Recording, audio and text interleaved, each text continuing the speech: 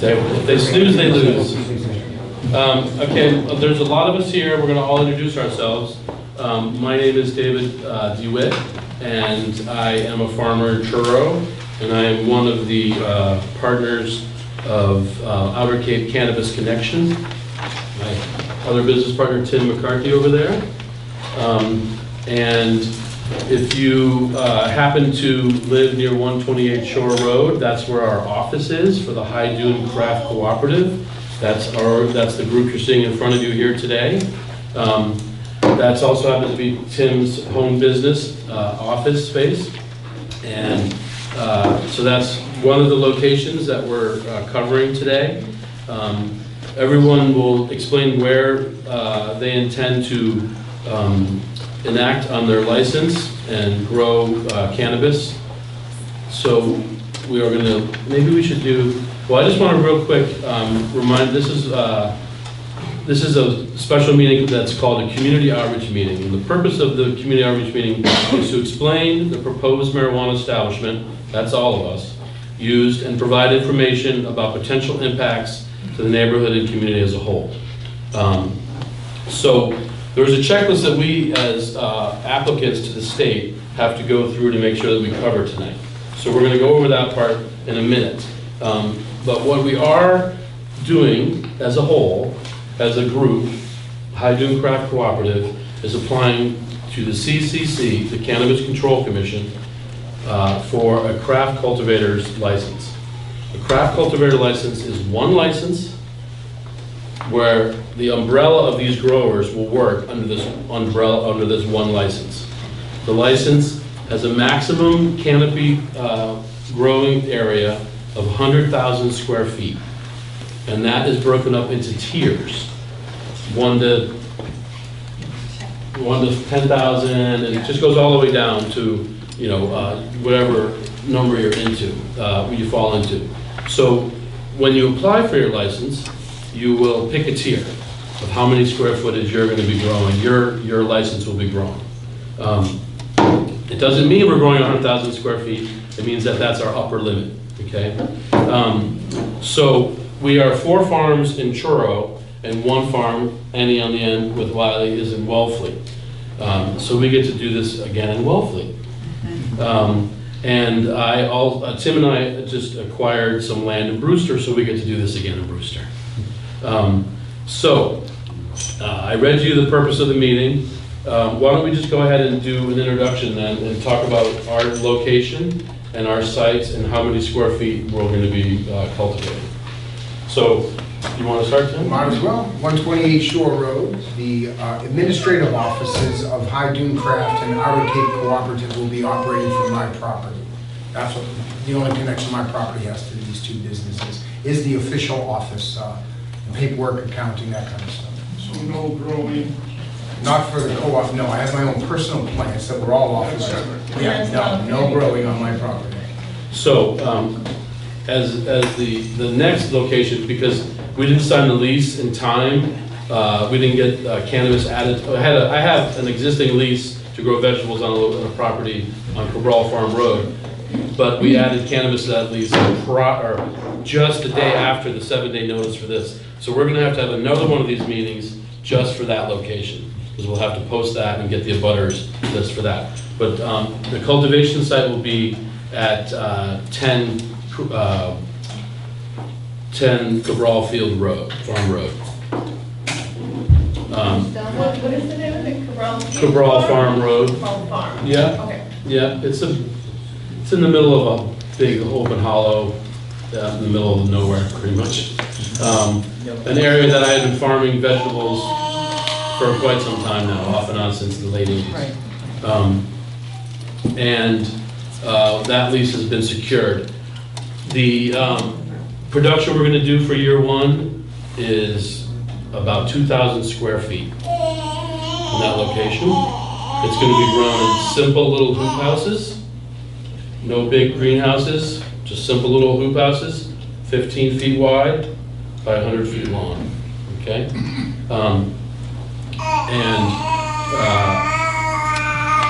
Due to, I'm sure many of you have read the regulations at this point, We're really heavily regulated. We're going to be regulated by how we keep our facilities secure. So whatever we do is going to have to go through an inspection through the state. We'll inspect the facility to make sure that we abide by all security provisions that we're required to do for our licensor. So by no means will there be any security left unturned because we'll have to go through these inspections. There will be a fenced area around our cultivation facility. The only ones allowed to enter the facility are authorized agents. An agent is an employee.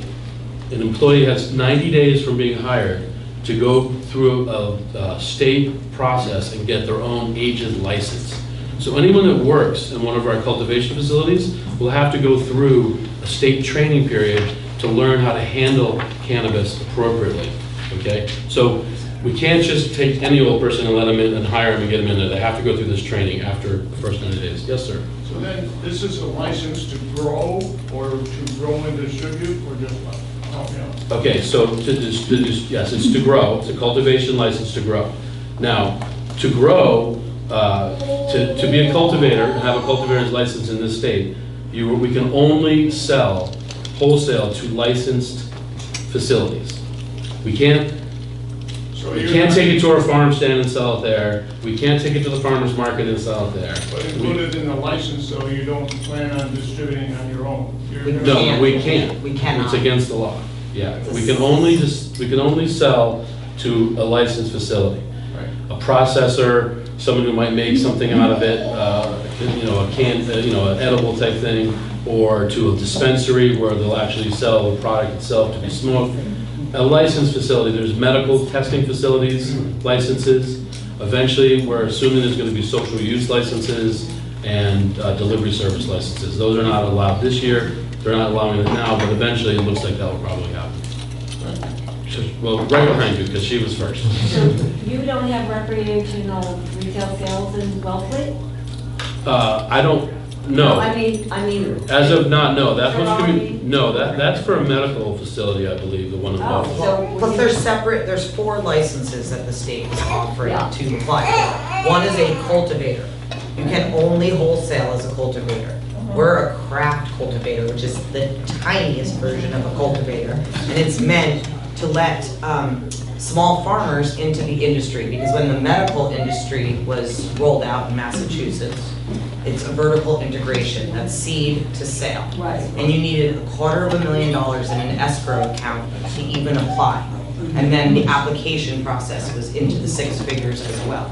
So our awesome representative, State Senator Julian Sear and Sarah Peake, when they saw this coming out as recreational in Massachusetts, they went to the legislature and said, we'd like to see small farmers in Massachusetts be able to enter this business and not be, have barriers of, $500,000, $250,000, because farmers in Truro, most of us, don't have anything close to that, So this was meant for a small craft cultivator. So again, the license is only to cultivate. Then there's the dispensary license, separate, the testing facility, which we will have to go to. Everything we grow must be tested before it moves to the dispensary. And then there's a third one, which is an extraction license. But our license is limited to wholesaling. I was just curious, but Truro and Wellfleet have passed the recreational. Well, the state has passed recreational is Have you legal. gone town by town and passed it, like we did in Brewster? Well, those are different. No, Brewster's a little bit ahead of We others. were way ahead, baby. Yeah, Brewster, well, Provincetown was ahead of that, I think, but Brewster was very close. You gotta expect that. Brewster was very, very quick to get everything done. No, our town is working on it. So Wellfleet is working on it.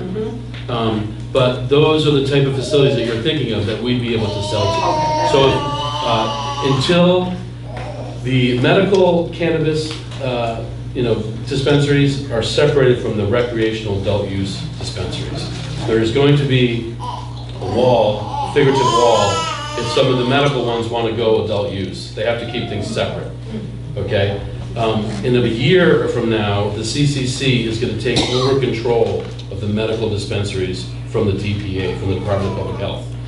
the public health is going to go out of it, and the CCP is going to control all of it. When the CCP is in control of all of the dispensaries in the state, at that juncture, we would be allowed to sell to the medical dispensaries as well. So we would sell to the adult use, medical processors, and medical testing facilities. The state added medical testing facilities because there's a lot of biotechnology, a lot of stuff going on in Boston and Harvard and all these places, and not UMass Amherst, that want to test cannabis for its medical purposes, but have been unable to get product to ever test it due to our federal Schedule 1, federal ruling. So this state is now in a really great opportunity moment to be able to have growers like us grow them specially, a product for them to test. So that's particularly it's all of us would like to be selling to them, but it's one of Tim and I's really main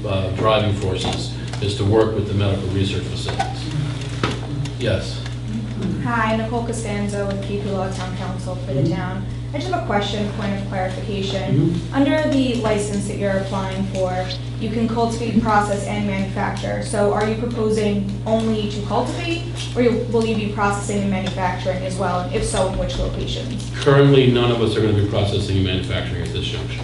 So that's solely At this juncture right now, all of us are only committed towards cultivation. The financial requirements needed to run a processing facility is so high that none of us have that kind of capital or even desire or interest at this juncture into it. So at this point, we're strictly cultivation. And do you intend to branch out to processing and manufacturing if this goes well? At this point, we haven't even gotten into that discussion because none of us have any, it's a moot point because when we've talked about it, it's like, well, none of us have any money, so. But none of us, ultimately we're farmers. And we want to continue growing vegetables and doing the rest of our lives and, other things that we do in our daily lives, but none of us have committed to any form of manufacturing or processing at this juncture. Just a point of clarification. Just as I'm Peter Stan, I'm in Longwood Mills Farm. Just as we have to pick a head of lettuce and pull the bad leaves off, or some other thing that we have, and get that prepared to go to sale, we will have to do the same thing with our product. So I don't know if you call that processing or manufacturing, but we're not intending to do what most people were referring to when they talk about that. And the license they have for that is doing extraction from the plant into oils or into paste or other products that they can use to create additional products downstream. But we have to cut the plant down. We've got to pick the leaves off, pick the buds off, we're going to pick all the dead stuff out, and then send it to testing. So to that extent, we're going to be processing. So you're proposing only to be selling marijuana and not marijuana products to other marijuana establishments? Correct. Is that correct? Exactly. Correct. Yeah. And once again, only to licensed facilities. We can only sell to someone who else has a state license. One of those various types of license stuff we went over. Another point of clarification. I suppose it's possible if we have a lot of, debris left over, not debris, but, particles of leaves, that one might roll them into joints for the purpose of sending those on to somebody. So I don't know if you can call that a product. I think that would be about as far as we can go. Sounds like a product. Okay, well, no problem. Well, when I grow garlic, I pick it, and then I cure it, and it has to hang and dry, and then I might braid it, and then bring it to the farmer's market. So, from that sense, to me, that's the same thing as growing cannabis plant, cutting it, drying it, trimming the leaves off. And again, all of those products, everything is trapped. Can you go touch that real quick? Did you get that? You can, that's part of our thing in discussion about diversion. Well, what I was going to say is, Did we finish with the introduction? Yeah. oh yeah, should we introduce all of ourselves? Well, I'm sorry. we got a little sidetracked. So, you had a question that, Thank you. okay, anyone else? No? I'm just having a hard time hearing Oh, in the okay. back. Okay. I Try to yell. apologize for my tonight. Should we do our introductions first? I got a question, hey, how are you? Did I understand you to say that the only location would you be cultivating marijuana is a Cabral farm? No, that's where Outer Cape Cannabis connection is, Tim and my business. One of the five. So we'll go down the line, and we're looking at 2,000 square feet if you're keeping track, okay? Okay, so I'm Peter Statterman, along with Meadows Farm, along the road, and it's very obvious, I have a very big greenhouse right near there, you can see that. That greenhouse will never be used for growing cannabis. That is a tomato greenhouse. I can't hear you. The greenhouse I have is for growing tomatoes. It will never be used for growing cannabis. Now, I may grow some personal plants in there, but that's not going to be used for production. If I do anything at all, I would put that on the top of my hill, which can't really be seen by anybody. Behind your house? Yeah, I have a hill that goes up there. We have 6 acres. I go up there, and it'd be very hard for neighbors to see anything up there. Will you need special lighting or fencing? Oh, sure, I'd put fencing around it, and if I needed lighting, I'd put lighting. Would the neighbors, I mean, would it be one of those things where everybody sees it? Well, the kind of lighting that's used in these facilities, there's a whole process called light deprivation. So that's a process where you fluctuate with the plant between having light and dark. And when there isn't enough light, people sometimes supplement it, but you don't have to. But most of the lighting that has to be used in this state now has to be LED. It's a special lighting that comes with reflectors on it, so the light is cast down, and it's frankly not very bright. What they're looking for is the spectrum on the light. So I think you have a pretty hard time seeing it. I was thinking more for security, if that's part of the security. Oh, I don't think we have lights up there on a full-time basis. We have maybe lights that would go off if somebody tries to break through the door. But we are required to have infrared cameras. And so you can see an awful lot with an infrared camera. There'll be night vision cameras at almost every location. That's Regular. regular. So that'll be, if you walk through an area, you'll be on night cameras, but that doesn't light up, it doesn't light up a flashlight and then take your picture. It does it with that green lighting kind of thing. Yeah, no, I'm thinking of the neighbors. I believe what Peter's trying to say is there's not gonna be a lot of like ambient light shattering off the top of his hill. Correct? Correct. We got questions? Go ahead in the back real quick. How do you plan to have these things secured? The whole house is not secured. How are you gonna secure it? We have to have a fence around all the facilities. Every cultivation facility has to have a fence. High, low, what kind of? It's gonna be state mandated, and they're gonna come and inspect it from us and tell us exactly what they want. So you at this point don't have a clue? what they No, want? we- 8 feet. We do. It's 8 feet has been the number that's been suggested by the CCC, stockade fencing. It has to be screened, you can't be able to see through it. So they've given us some guidelines, but they haven't told us what materials to buy. We're gonna be waiting on the CCC to let us know. Interesting. But everything has to be fenced and on video camera so that it will be monitored. And that video feed will go back to a hard drive that's of large enough size to go back a few years. So at any time, the CCC can request to view our cameras to make sure that everything is, if there's any problems associated with the facility. But every facility will go through whatever the state is asking us to do for security. We'll be abiding by those rules. If they want a 10-foot stockade fence, then that's what we're gonna need to do. If they want something that's a chain link fence with a black screen just so you can't see through it, then that's what we'll do.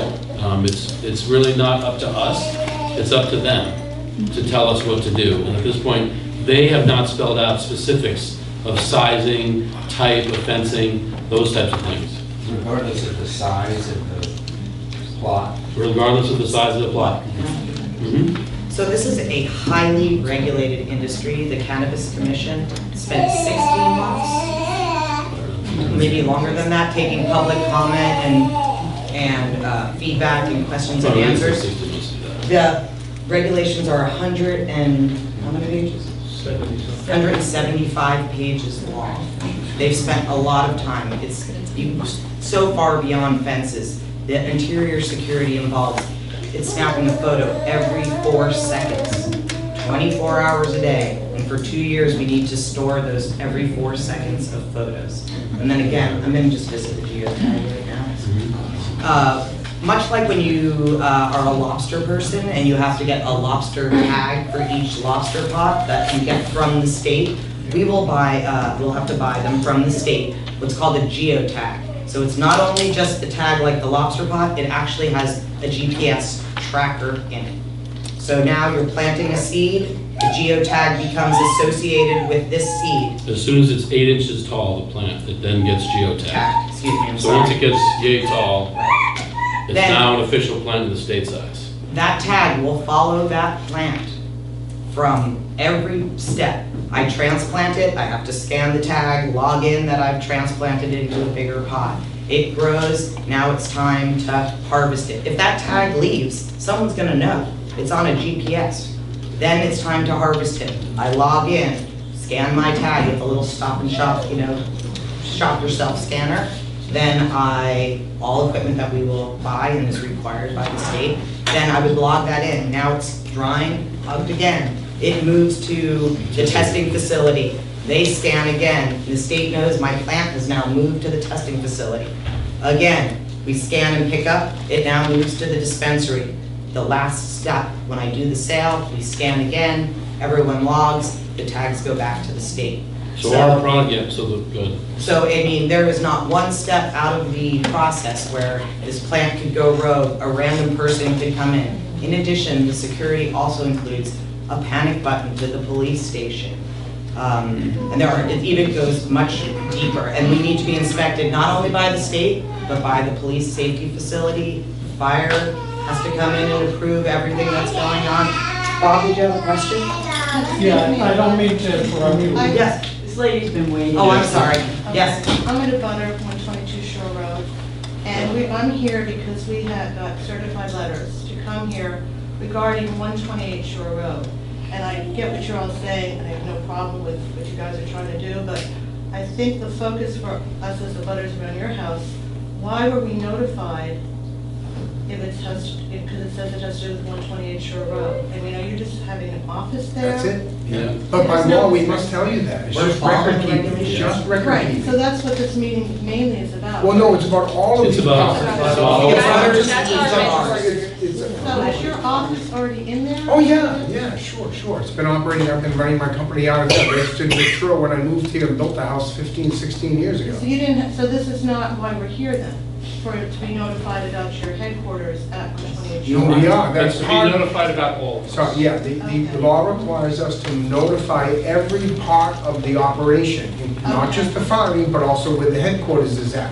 So the Okay. headquarters happens to be my home, not a farm, so yes, we notified all the butters to my home so that So we'll that's be just a encompassed. small office? Yeah, it's already been operating, it's nothing different, Okay. nothing at all, but Okay. you needed to tell, legally, we needed to tell. As part of the everybody that. LLC, you need to know where Yeah. our documents are actually physically Yeah, it's not gonna sitting. change. It's a filing What's been Yeah. happening about, nothing changes. I mean, I know you guys have to jump through hoops to get what you're doing. My only problem thing would be the lighting, if it's not downlighting, Yeah, but other than that. So 128 Shore Road is just gonna be an office. That's There's right. no dispensary. It's not gonna No be- dispensary, nothing, no, just I grow my own personal plants. It's the only grow them that'll happen on my own personal things. Okay, Short of that, that's it's the all main reason office. I'm here is to find And out. in You should be Claritin- relieved, you can be relieved. You can run. Yes, Bob? I'm Bob Weinstein, I'm the chairman of the Board of Selectmen in Truro.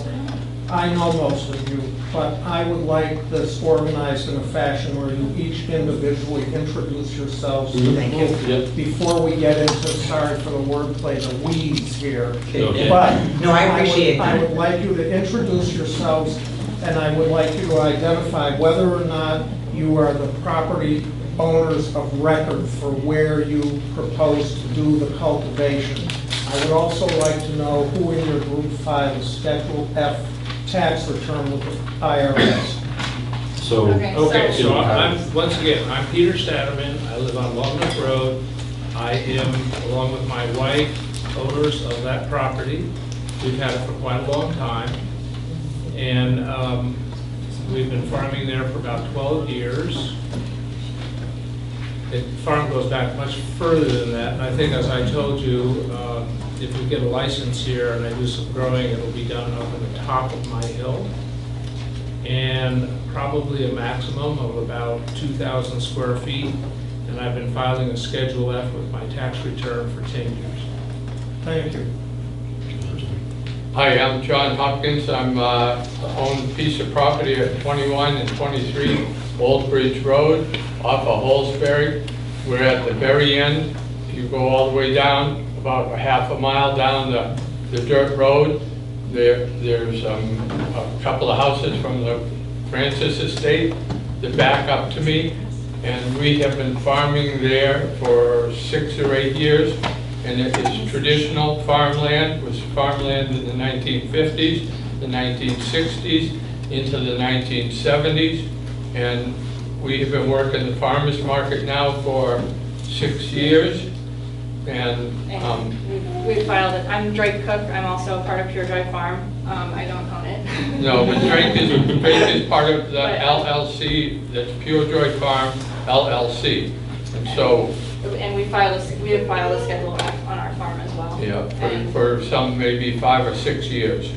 We're proposing under 2,000 square feet of canopy for our part of the farm. Our co-op members over here, out there grown, are also going to be growing on the same property, and that's going to be also under 2,000 square feet. So a total at that property for the two farms is under 4,000 square feet. Okay, so David DeWitt out there, Cannabis Connection with Tim.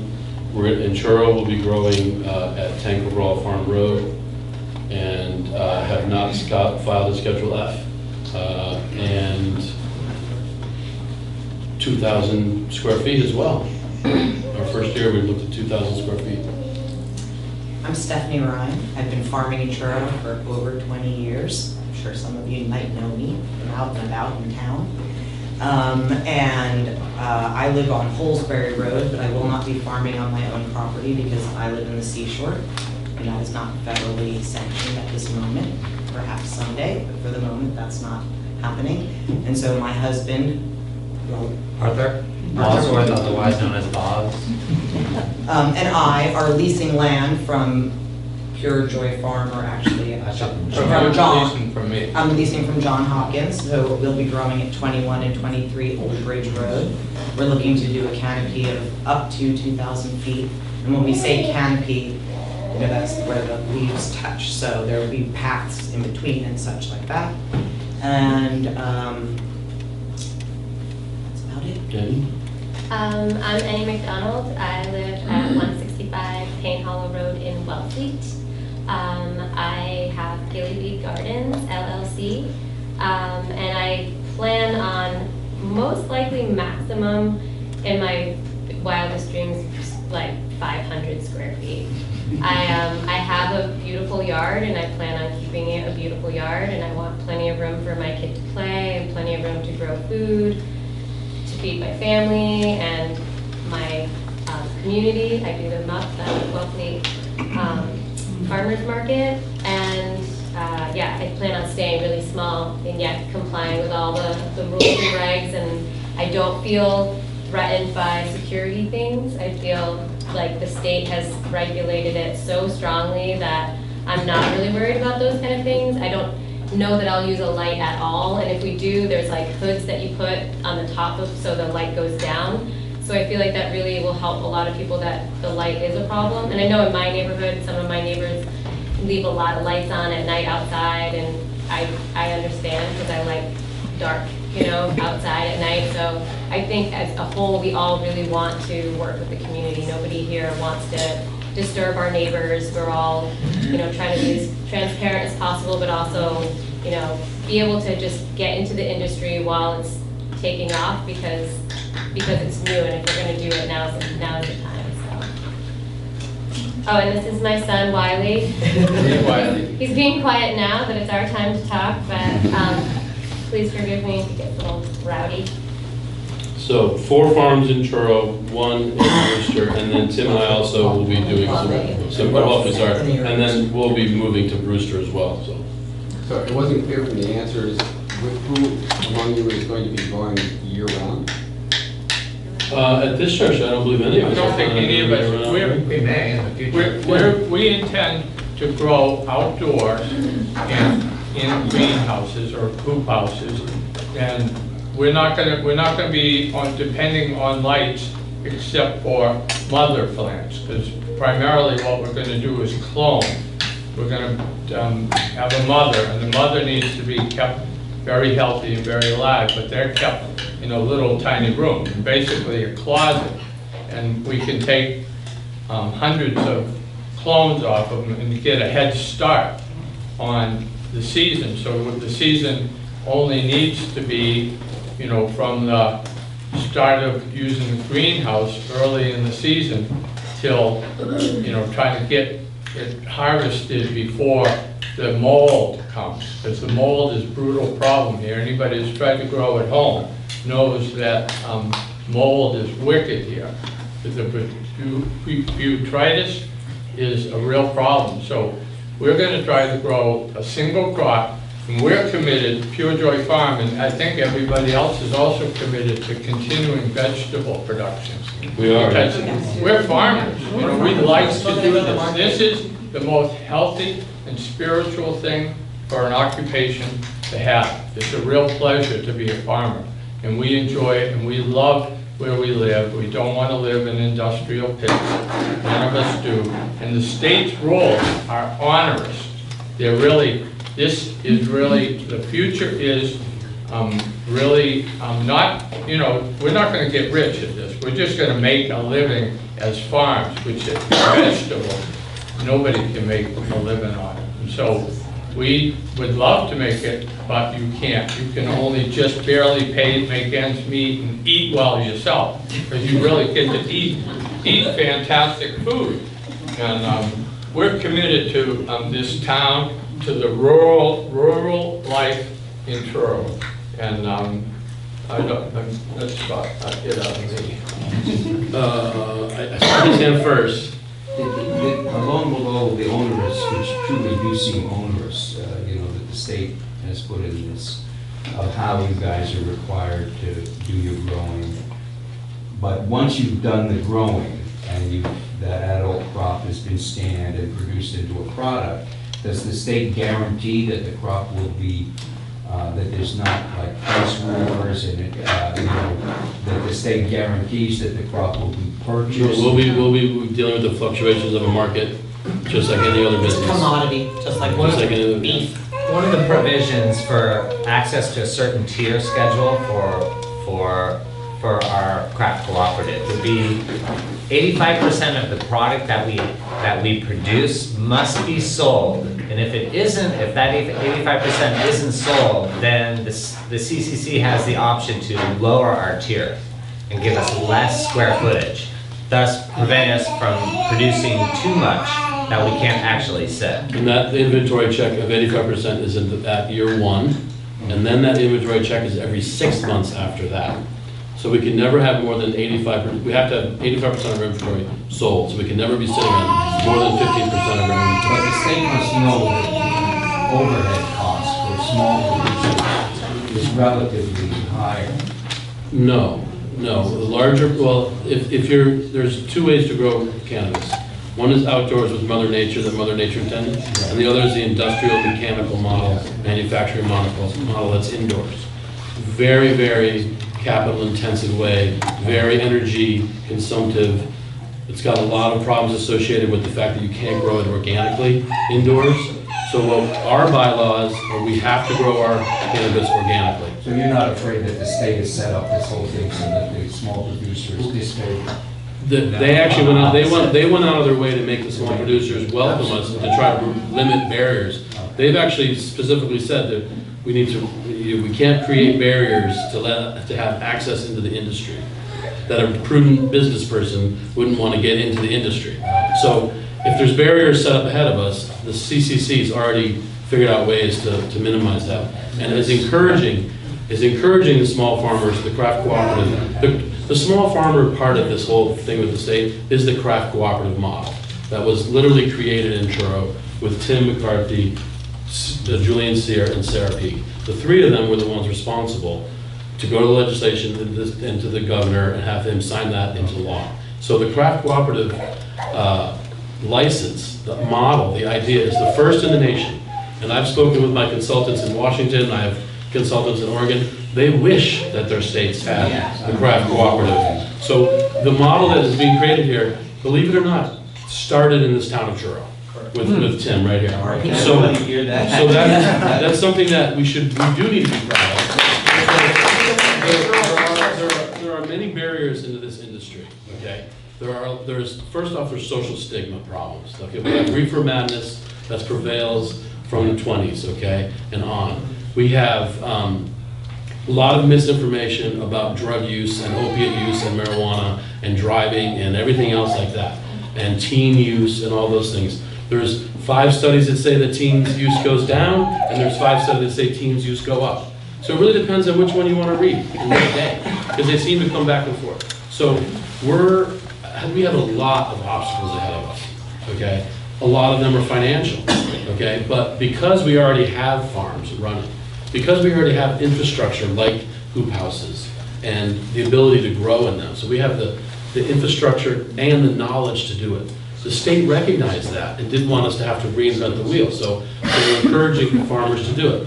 Now, the process is really lengthy and tiresome, and we have a lot of lawyers, and it's a real pain in the butt.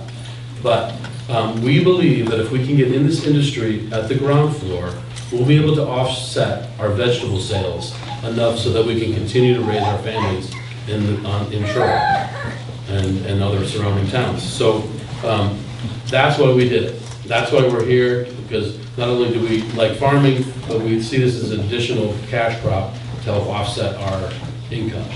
Okay, can you address what's in it for the town financial? Is it 3% gross sales? That is for retail businesses. Okay. And I believe we voted yes on that, didn't we, at the town meeting? Yes. Yeah. So Where I was going with it was, is it feasible to get, 100 square feet, 25 to 50 plants? Say that again? Can you get 25 to 50 plants in a 100 square foot lot? In 100 square foot? 100 square foot plot would have. Dave, what you need to explain is the difference between square footage and canopy area. I don't think people understand. So the concept our of license, canopy. the license we're looking to get is 100,000 square feet. No, actually, it's 30,000 square feet is the tier we're looking for to start off. Well, yeah, but no, we're not even looking at that tier, but. No, I'm just trying to get a sense of how much you can grow, because, if you're gonna go into It business. depends on genetics. And it also depends on technique too. It's a technique of growing, genetics of the plants, the season of the year, like did we have 5 hurricanes? Or did we have 1 hurricane? There's a lot of variables with growing. I'm just trying to get a sense of how much you can grow in 2,000 square feet. In 2,000 square feet? You can grow about 118 plants. Yeah. With her method. Yeah. With that one method. Okay. Yeah. So in my method, I could probably grow 300 plants. Those are all kind of like trade secrets. Yeah, too. yeah. I hate to tell you. You capture Brussels sprouts with each roaster, and you let it a little more. I'm happy that you can grow 300, not 118. Yeah, I mean, it really depends. But maybe she has a superior genetic plant than I do. So maybe she can grow a pound per plant, and maybe I can only grow a half a pound per plant. So those numbers are really, I mean, you really can't. At a pound would be wholesale, what are you figuring, $1,000? I think most of our business models are less than that. Yes. You have to be. I think $1,000 would be a really great situation. More like but $500. most of us are going around between 500 and 800 for when we're doing our business planning. For the first couple of years only. Yeah. And then it'll drop again. Okay, our town council's had her hand up a lot. I just want to. So I have a few questions. Yeah. I understand that you said that you might also be locating in Brewster. Correct. How much cultivation or canopy would you be proposing for that I've site? secured a 10,000 square foot location. Okay. Yeah, but that's not canopy.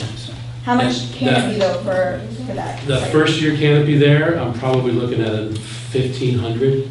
maybe 1,000, and that's gonna be for my breeding program. And so then what tier are you applying for? Because I heard 30 and So when I we're, was adding up the if you numbers if here, you add it's the about numbers, we're 10. at 8,500, not including my Brewster location. 80, because I thought you said 2,000 at one site, 2,000, 2,000 at another. Or One site 2,000. was going to be 4 and another was 5. No, two,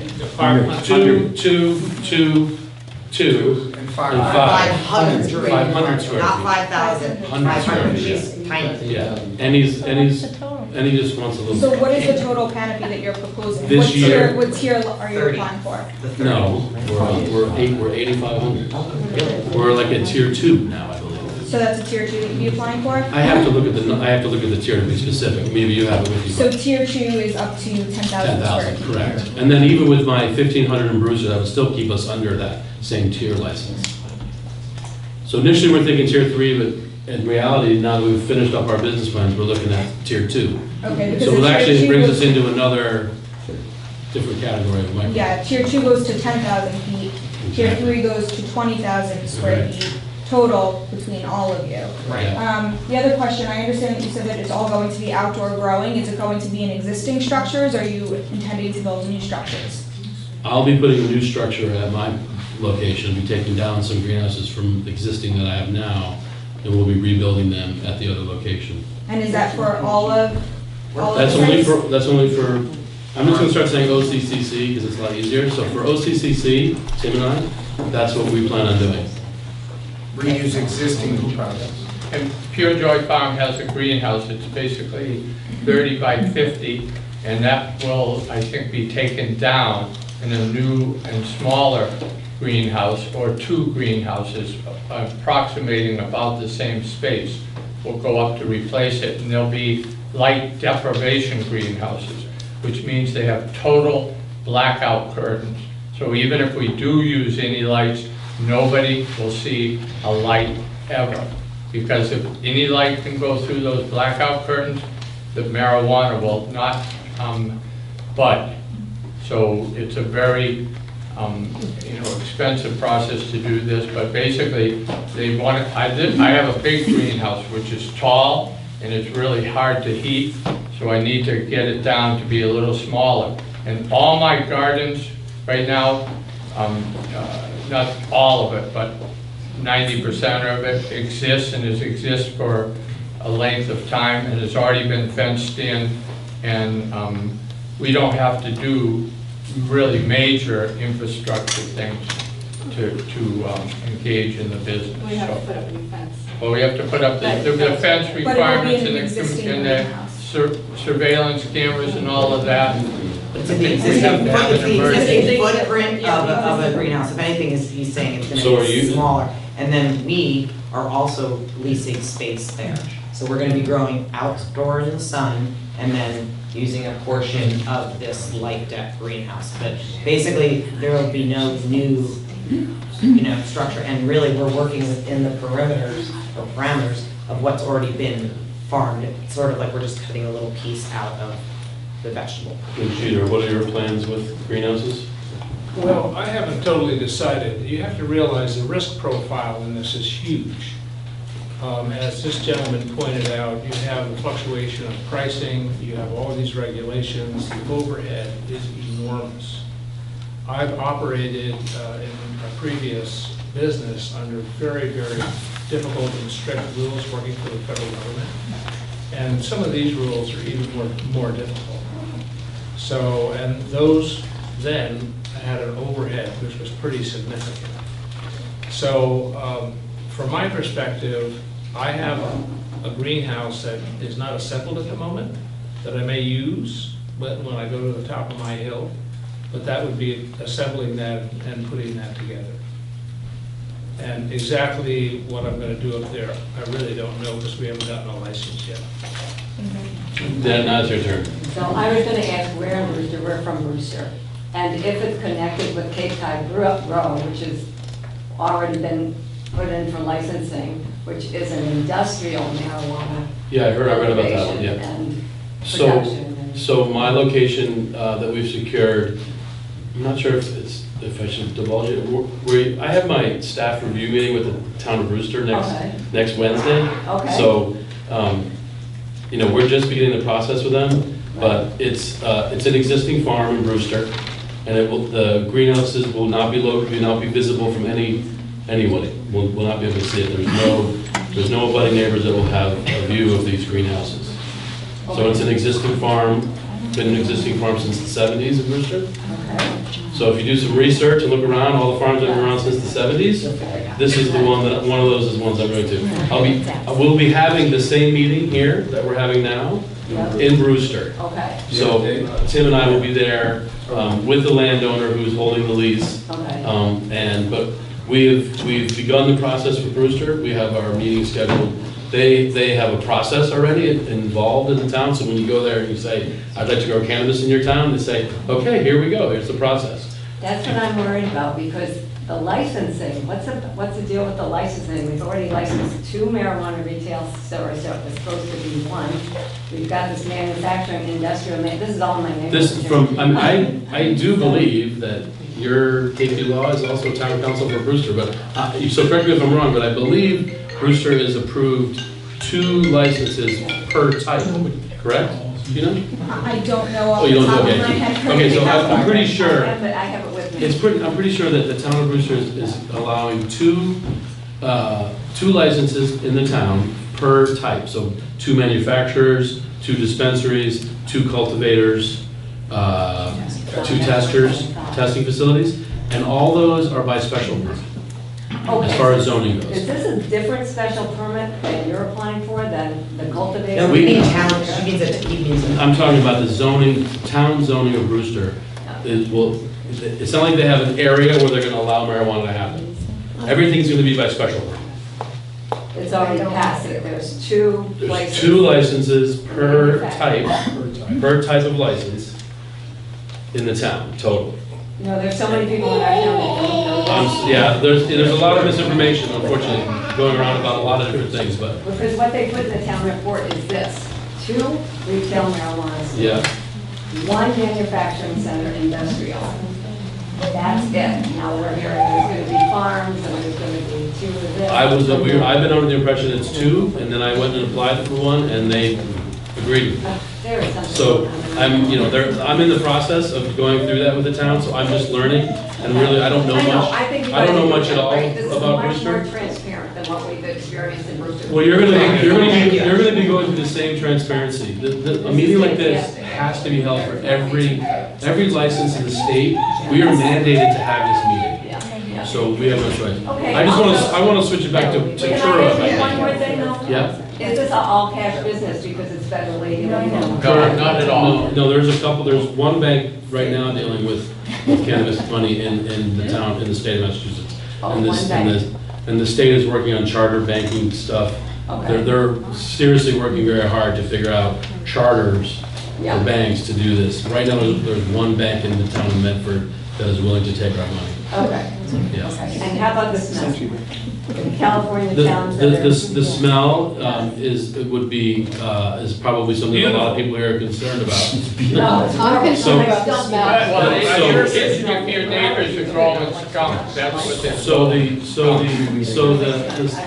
The smell is a good question for everyone here, because I'm sure that's something that everyone's concerned about as one of our potential pollutants. Any kind of greenhouse production has exhaust fans. Okay, we have to have exhaust fans to keep the airflow moving, correct? So there are carbon filters designed for all of our exhaust fans. The product already exists. All we have to do is attach it to our exhaust fans. It's a carbon filter, and that will go through the filtration unit. Okay, so that is something that's there, and if it becomes an issue for somebody, then filters there will be. I hope that's not a precedent for somebody who should want to open a dairy for. Well, I know, if I'm saying the compost or. We're being regulated far more than the Yeah, the bay at low tide, I think. Let's get these questions. March has been waiting. Look, you just talked about exhaust fans, and then if you're gonna be farming in the wintertime, heating these hoop houses, now you got generators, now we're talking about noise pollution. Generators. So not only. Why do you have Who generators? has Well, said- can you why not grow this electricity? stuff in the wintertime in a hoop house? With electricity, yeah. Yeah, but with a generator? Take a No, cord. no, You no, take a it's My cord. not furnace in my quiet. greenhouse It's a run right on my electric electricity. Oh, So just others- regular, but you still have the fans going? Just power, yeah. Okay. You'll have All to, right. you know, if Peter wants to go up the top of his hill, he's gonna have a bit of a process to get power up there. Uh-huh. But no one's talking about generators. Good. It's not economically Okay. viable with the cost of gasoline and the amount. That's our power. And you mean only, like, we have backup generators for when the power Sure, gets out, sure. because when Peter's tomatoes dropped to 40 degrees, Right. you know, a month ago, that would be the end for him. So we have backup generator, but it's, Which and I will produce tell noise. you, just even growing vegetables, it's, running a greenhouse in the winter on Cape Cod is pretty cost prohibitive to augment, so. Not many of us are willing to take that on right now. At this point in our juncture, winter growing in a greenhouse is gonna be difficult. Okay. Gene, you had something? Well, I just, it was in the same vein as Marcia, because generators, when you said you're not gonna use a generator, what happens when you don't have any power in the summer? They'll You have to gotta be use a backup generator. Well, I mean, do we have a backup generator for our home? It's not like you're running, I live in the woods and my power, like Bob's off, and it goes out for 5 days, you know, because we're on an old run. But in general, nobody's looking to run anything on a generator. It would be, you'd lose your money. You'd lose everything if you had to run it on a generator. Go ahead. So I have two questions. Mhm. One is, when you're trimming the plants that you described and Mhm. preparing them for the next step, that's processing under the regulations. So I'd like to know your waste management plan for all those discarded pieces.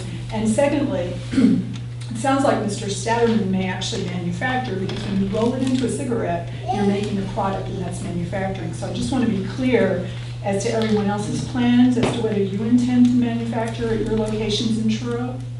So, Excuse me, I was trying to make a distinction. What the law says, the license to manufacture is when people do extractions. They take the essence of the sap and the other ingredients in the plant out, and then they create products out of that. That's what they consider to be manufacturing. When we take our product, whatever we have, and we prepare it for market, we're allowed to bring it to whoever's going to buy it in a form that they can use it. But we cannot do extraction or manufacturing. Can we clarify? Go ahead. Let Bob The clarify. craft cultivator license allows manufacturing, which is extraction. At this point in time, none of our 5 farms will be engaged in any type of extraction manufacturing capacity. We're not gonna make edibles. We would need to be, there needs to be a certain guidelines on what type of structure, zoning bylaws possibly, to deal with that type of situation for our license.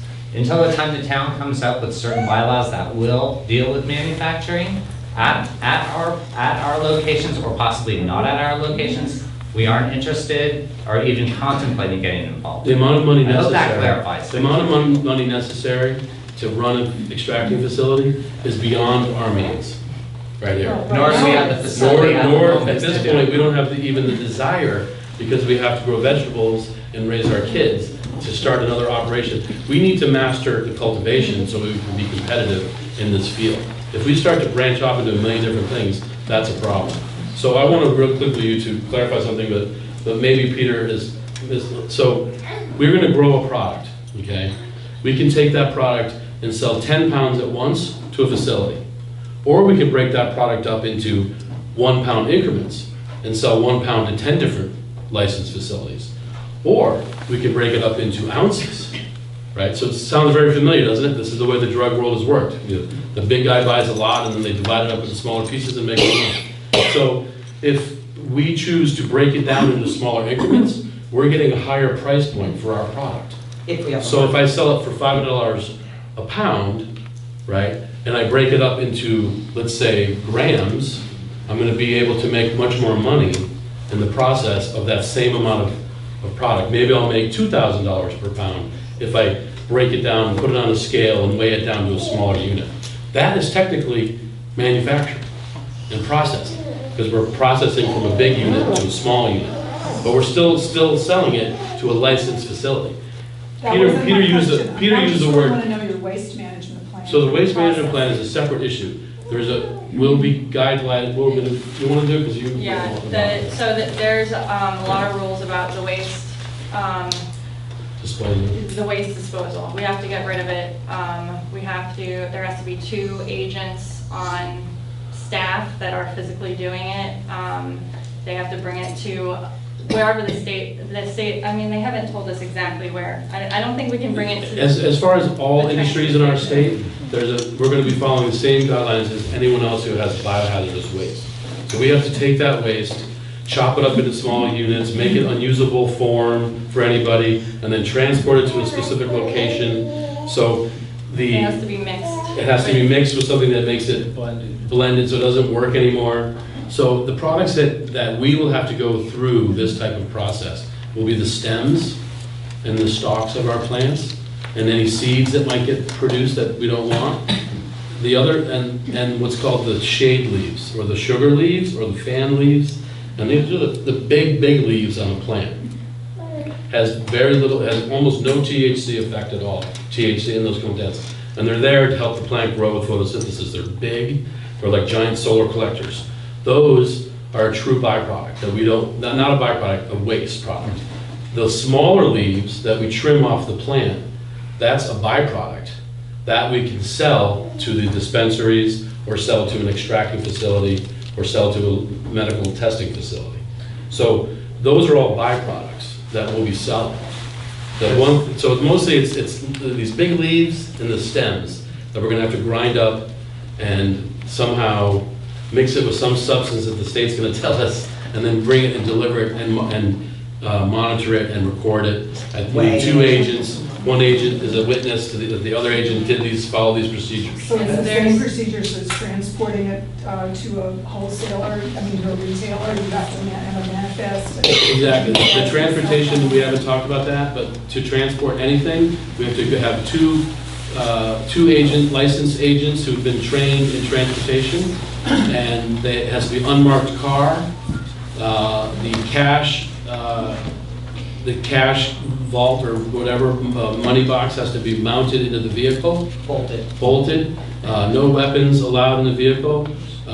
2 checkpoints along the way. Every half hour. Every half hour. Call back to base. Call back to base every half hour. Everything has to be recorded by the licensed facility when we drop it off. It goes through another process, at which point that will then become recorded. So the transportation we are allowed to do with our license, we'll be allowed to do with the license, but we still have to go by very strict rules. I want to go with Emily because she's been really patient. Okay, I think Karen's point about the manufacturing was really just for clarity, because at the beginning everybody's talking about cultivating. But in reality, it's cultivating and processing. As Peter said, it's like the lettuce leaves. You have to be able to remove the lettuce leaves, which technically is processing. So it's cultivating and processing. That's what we're talking about, And where you guys are starting. And manufacturing, if you break it from a smaller unit or from a big unit to a small unit, that would probably fall under the manufacturing. I think it's processing, but yeah. And much like when we deal with the market, we had that time where we were discussing, say you grow some oregano. It's a whole product. Now I dried it and I put it in a jar. Right. Remember, we were like going back and forth. As soon as you do that. As soon as I do that, now that oregano is a processed product. It's the same oregano. I haven't really done much, right, but to dry it, but now I've packaged it. So they become these 2 different products, when really, it's the same whole oregano.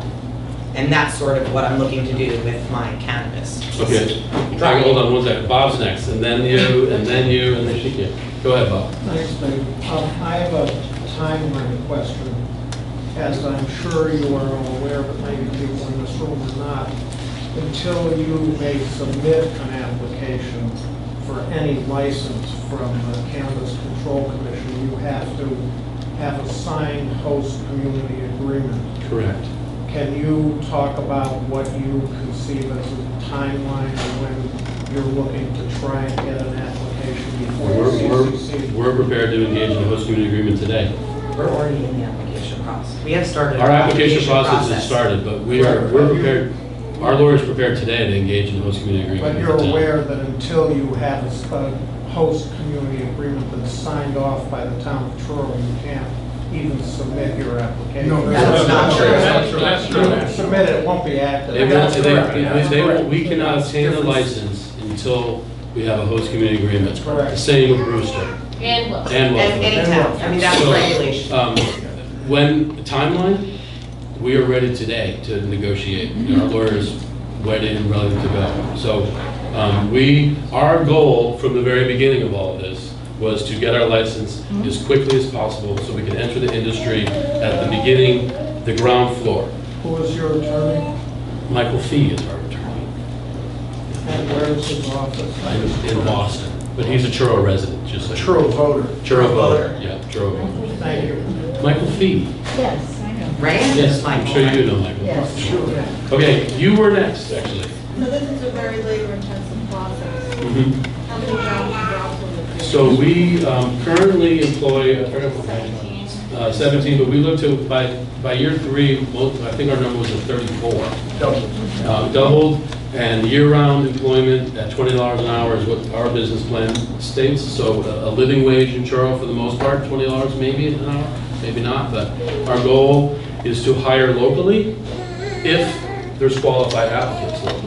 So then those same employees that we hire have to go through that agent licensing process. After 90 days working, they have to get this license. So if they're unable to pass the test with the state, then we're going to be unable to hire. So we will take on all the locals that we can, but they have to pass that agent test within 90 days. So hopefully everyone will go to this class and get their level. Otherwise, we can't hire them. It also comes not only with the test, but FBI background checks. The background check is quite, Did you say that again? Yes, Potentially 34 people. and more, yeah. and more. And that's only the, that's not like the axle area. What about Yeah. the plumbers that we're gonna need, the electrician, The the lawyers. carpenter, the lawyer, The the insurance company. excavator, or not the excavator. Anyone involved with the plant will have to be what's called an agent, have an agent license. So those are the people that will be allowed into our facilities. There'll be no authorized, I can't bring my kid in there to come show them off. There'll be no tours. The facilities will have, there'll be no signage. There's not going to be a sign saying, pot greenhouse that way. That's not going to exist. There'll be no signs on our cars. There'll be no signs anywhere. No advertising. And there's no advertising, we're not allowed to advertise. So it's like, Pencils, no- basically, we have to hide out in the woods, T-shirts. behind a fence, with lots of cameras on us, and geotags monitoring every plant's existence. Then we have to get it tested and monitored and go through a million hoops. So if, I implore upon all of you to go to the website, the CCC's website, and please read the regulations. Because majority of the public's concerns are going to be addressed in those regulations. There's so much that they've covered. They really have left not very many stone unturned. Will This gentleman first. cultivators like yourselves be allowed to obtain licenses for either manufacturing or dispensing? The craft cultivator license can only hold one license. Only one license? Yes. Is But there a does include dispensary manufacturing. in But Truro now? as you know, as you may or may not have heard word from, the words manufacturing and processing is part of our license. So we don't, if 5, 10, 20 years down the line, we decide to become have an extracting facility, we will be allowed to do that under our license. We won't have to go and get a second license. But Craft cultivator can only hold one license. That extraction facility will be up to town zoning. Of course, you'd have to go through all zoning issues that the town would have in place. Is there a dispensary for marijuana in Truro Now? Yeah. No, definitely not.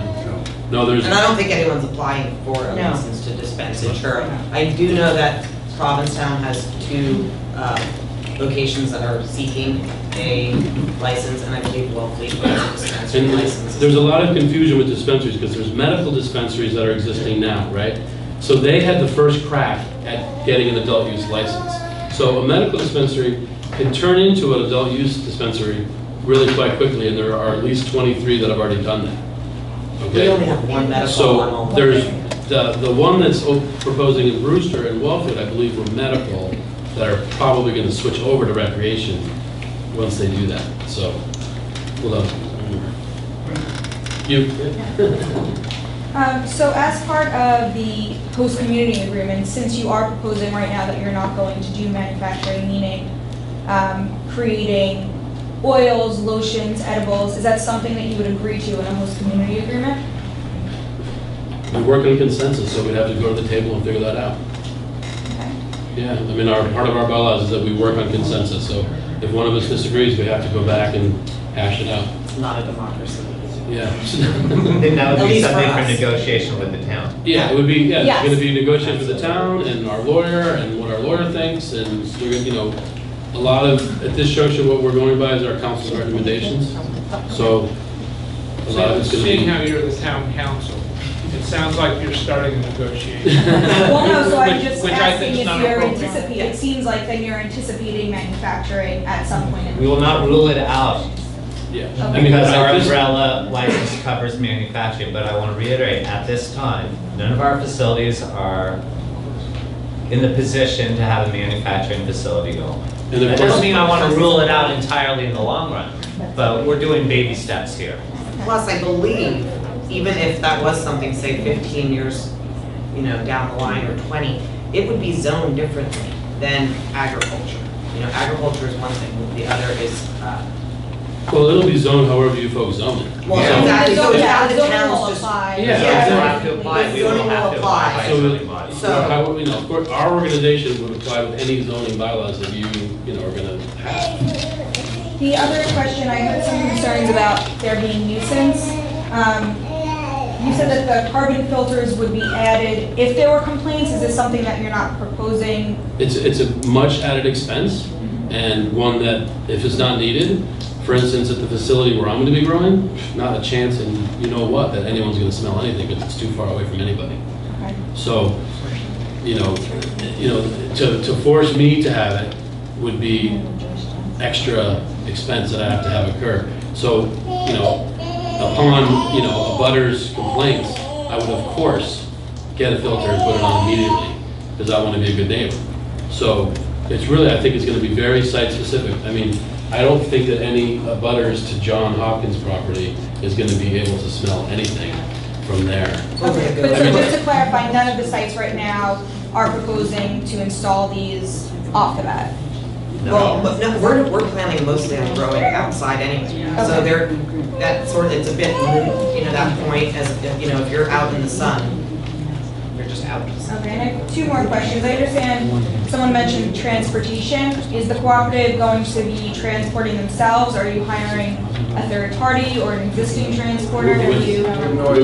With our license, we have to do our transporting ourselves. Unless the dispensary, which ideally, we would prefer not to leave the, you know, the site at all. So if these dispensaries, say in Provincetown opens and says, we've got our vehicle and we will come to you, we're legally allowed to do that. But in our very deep regulations, we do not have that. It's either they come to us or, you know.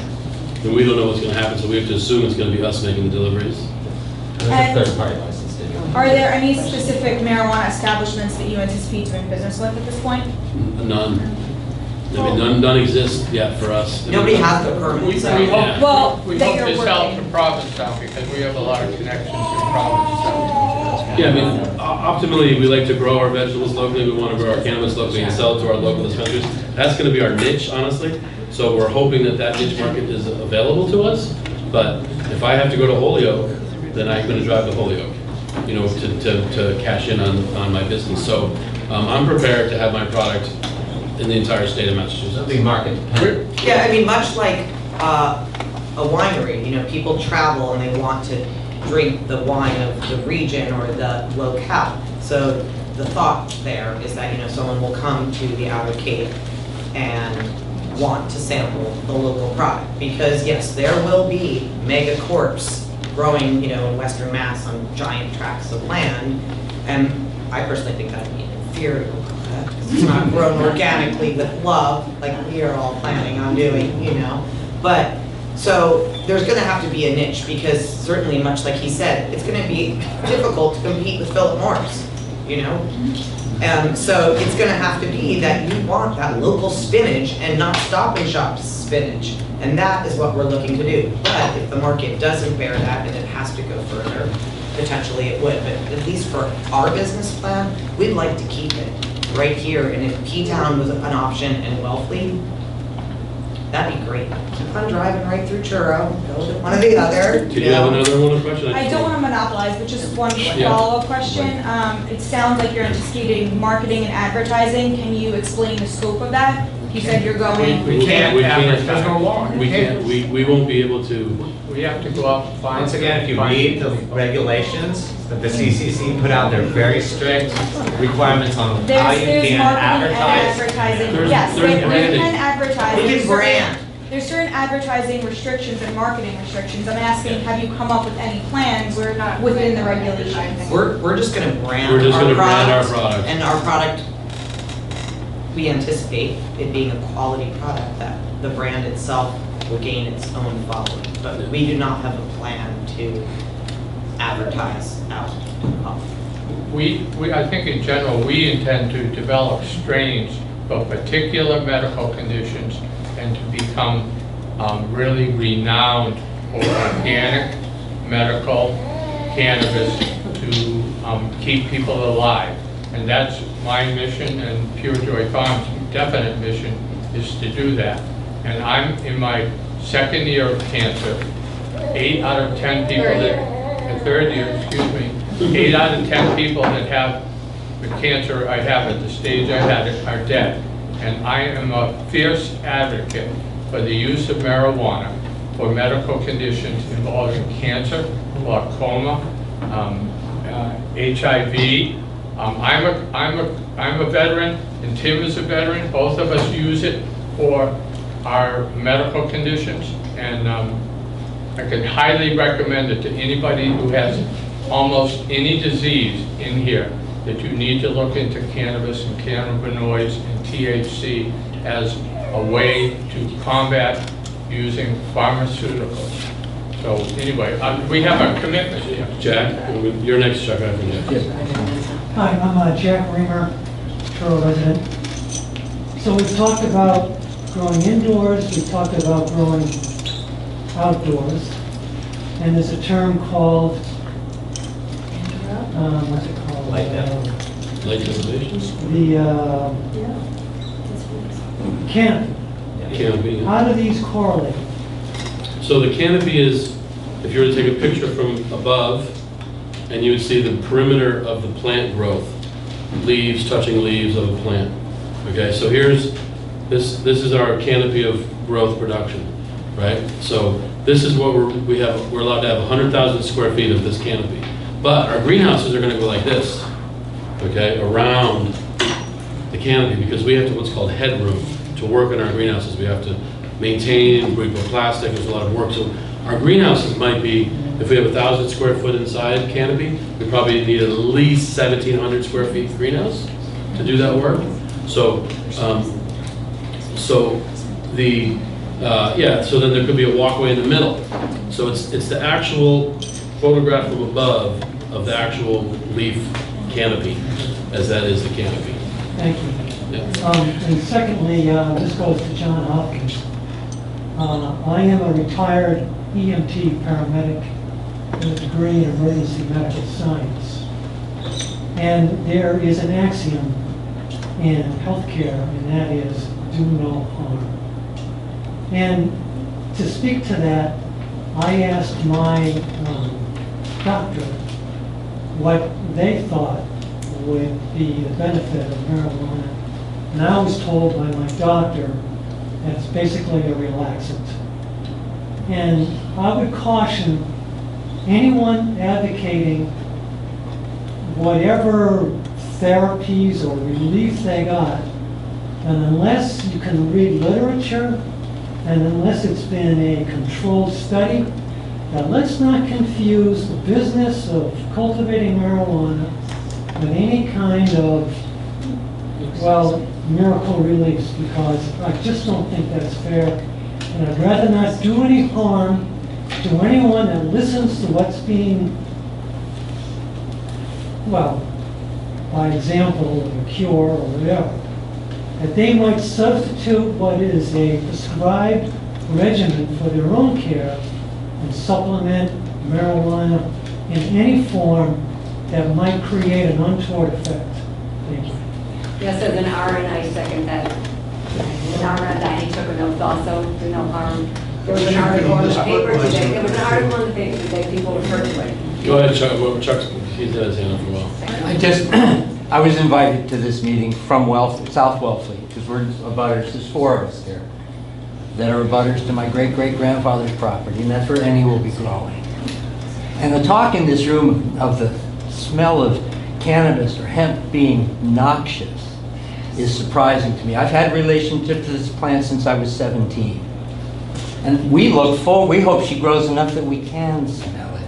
I'm not unusual in my 40 years of familiarity with this plant. I'm going in for hand surgery on Thursday next week. It's 3 months recovery.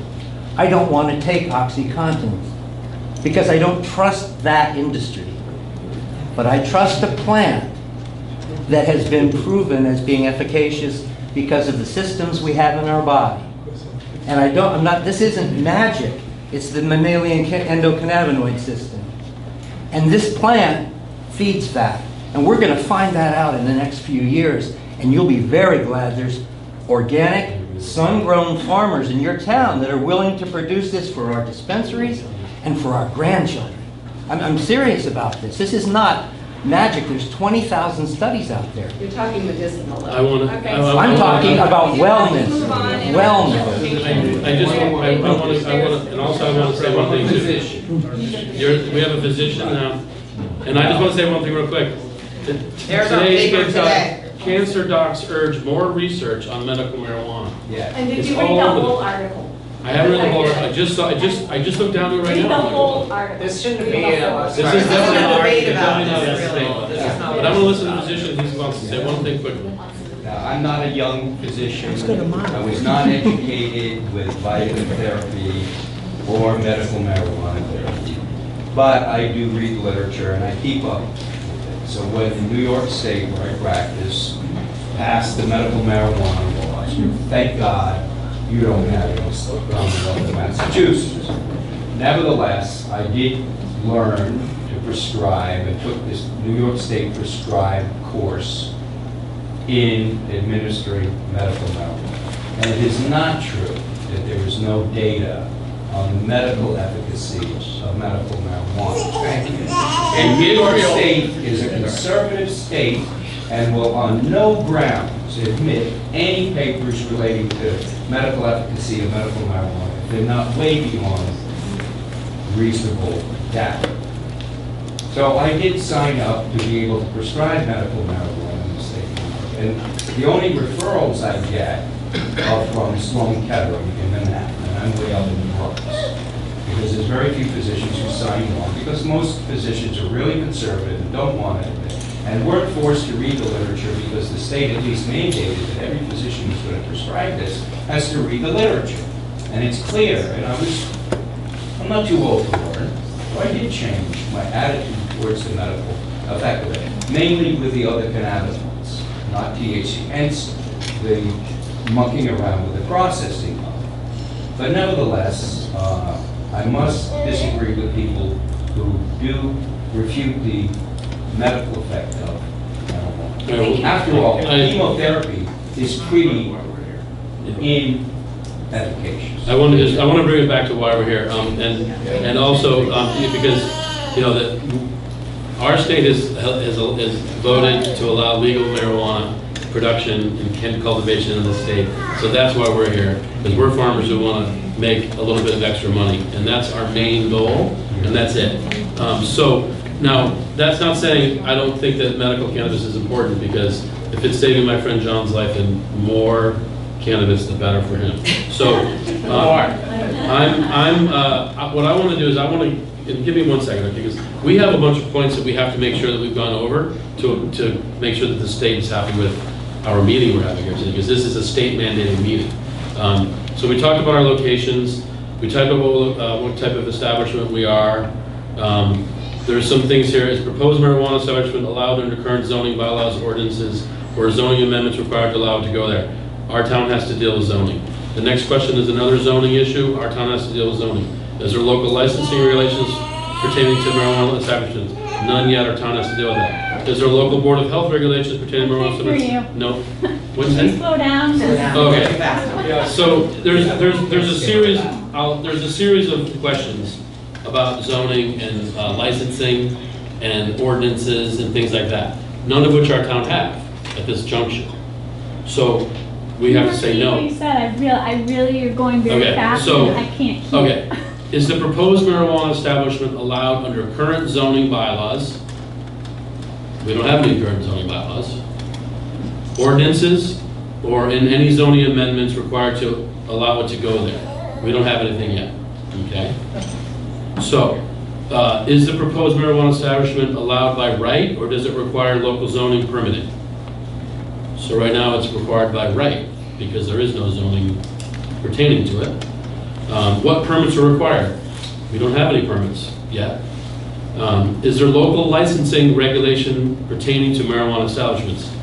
We don't have any yet. Is there a local board of health regulations pertaining to marijuana establishments? At this juncture, we do not have that.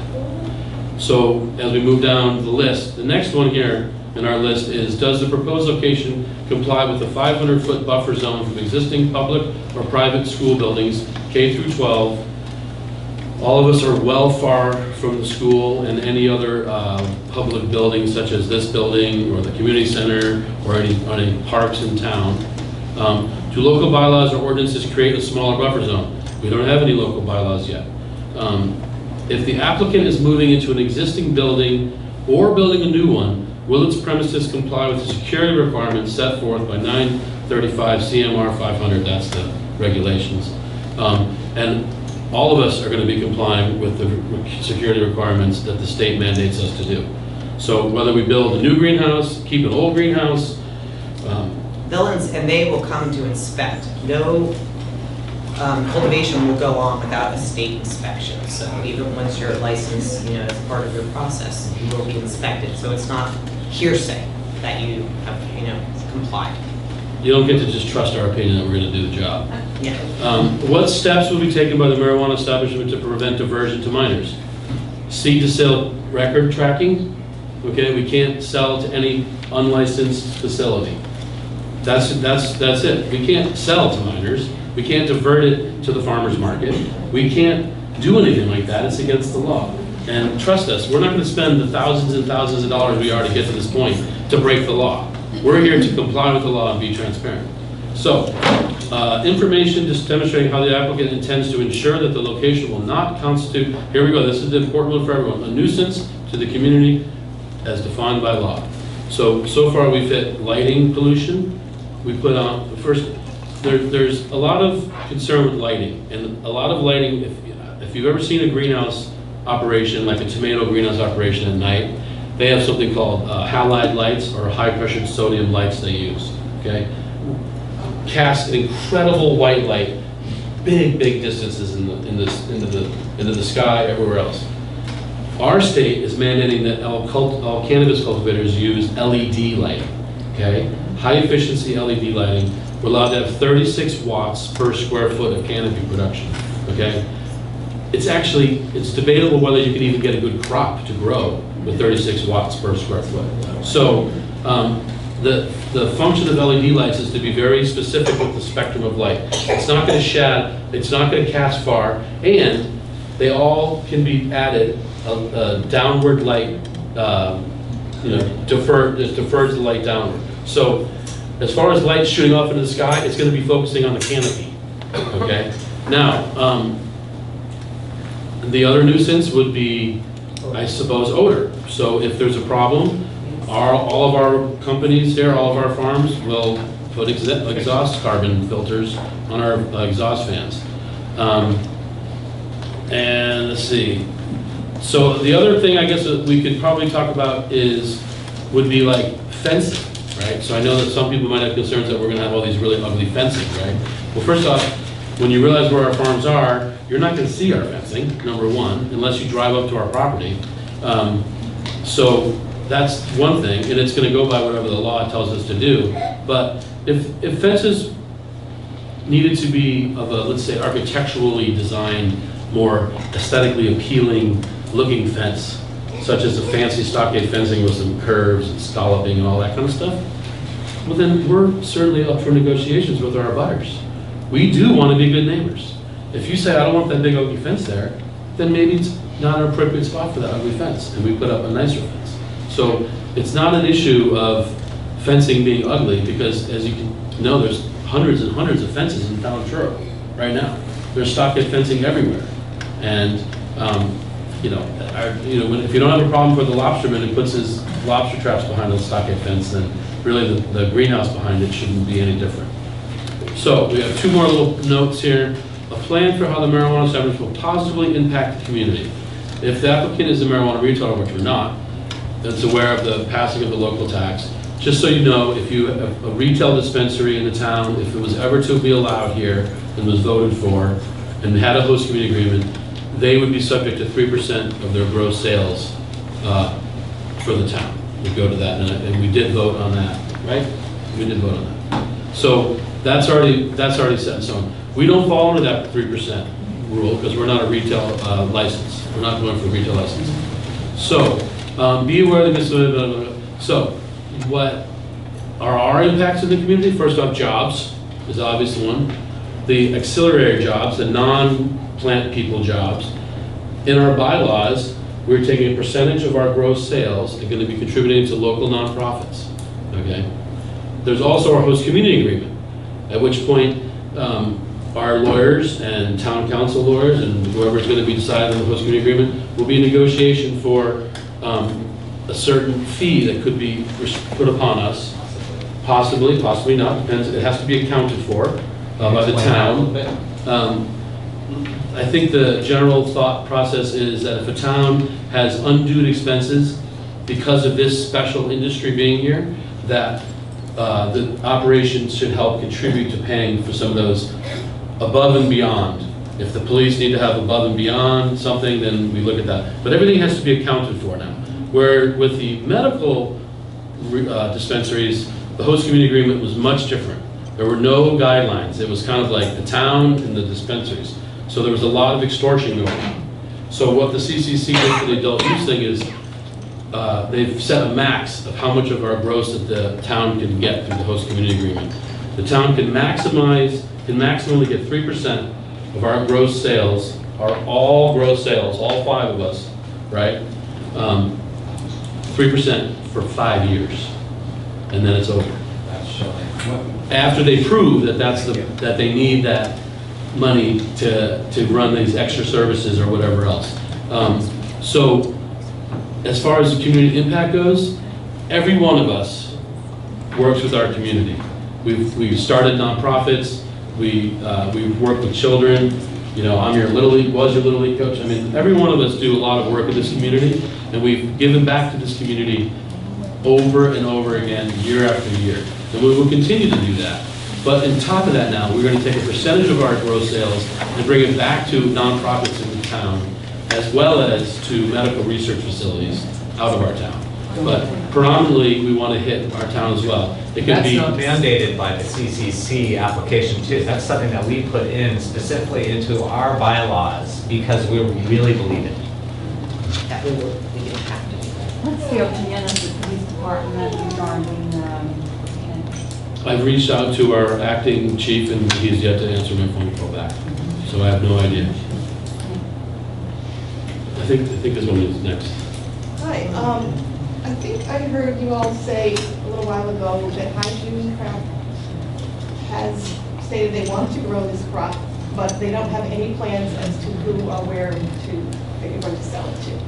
There's no license to sell it yet for us. We have no place to sell it yet. There is no legal. I didn't say in Truro. No, I understand that. So you're But saying you're going to grow something, but you really don't know who you're going to sell. well, here's what it is. Well, we're First, not too worried can I about that. interject for a minute? So this permitting process, we won't, even if everything goes perfectly smoothly at this point, we're not even, this growing season has passed us by, right? So we're talking about next spring, the beginning of the growing season. Okay. The state is, I don't want to use the word bogged down, but there's a lot of different applications coming forward.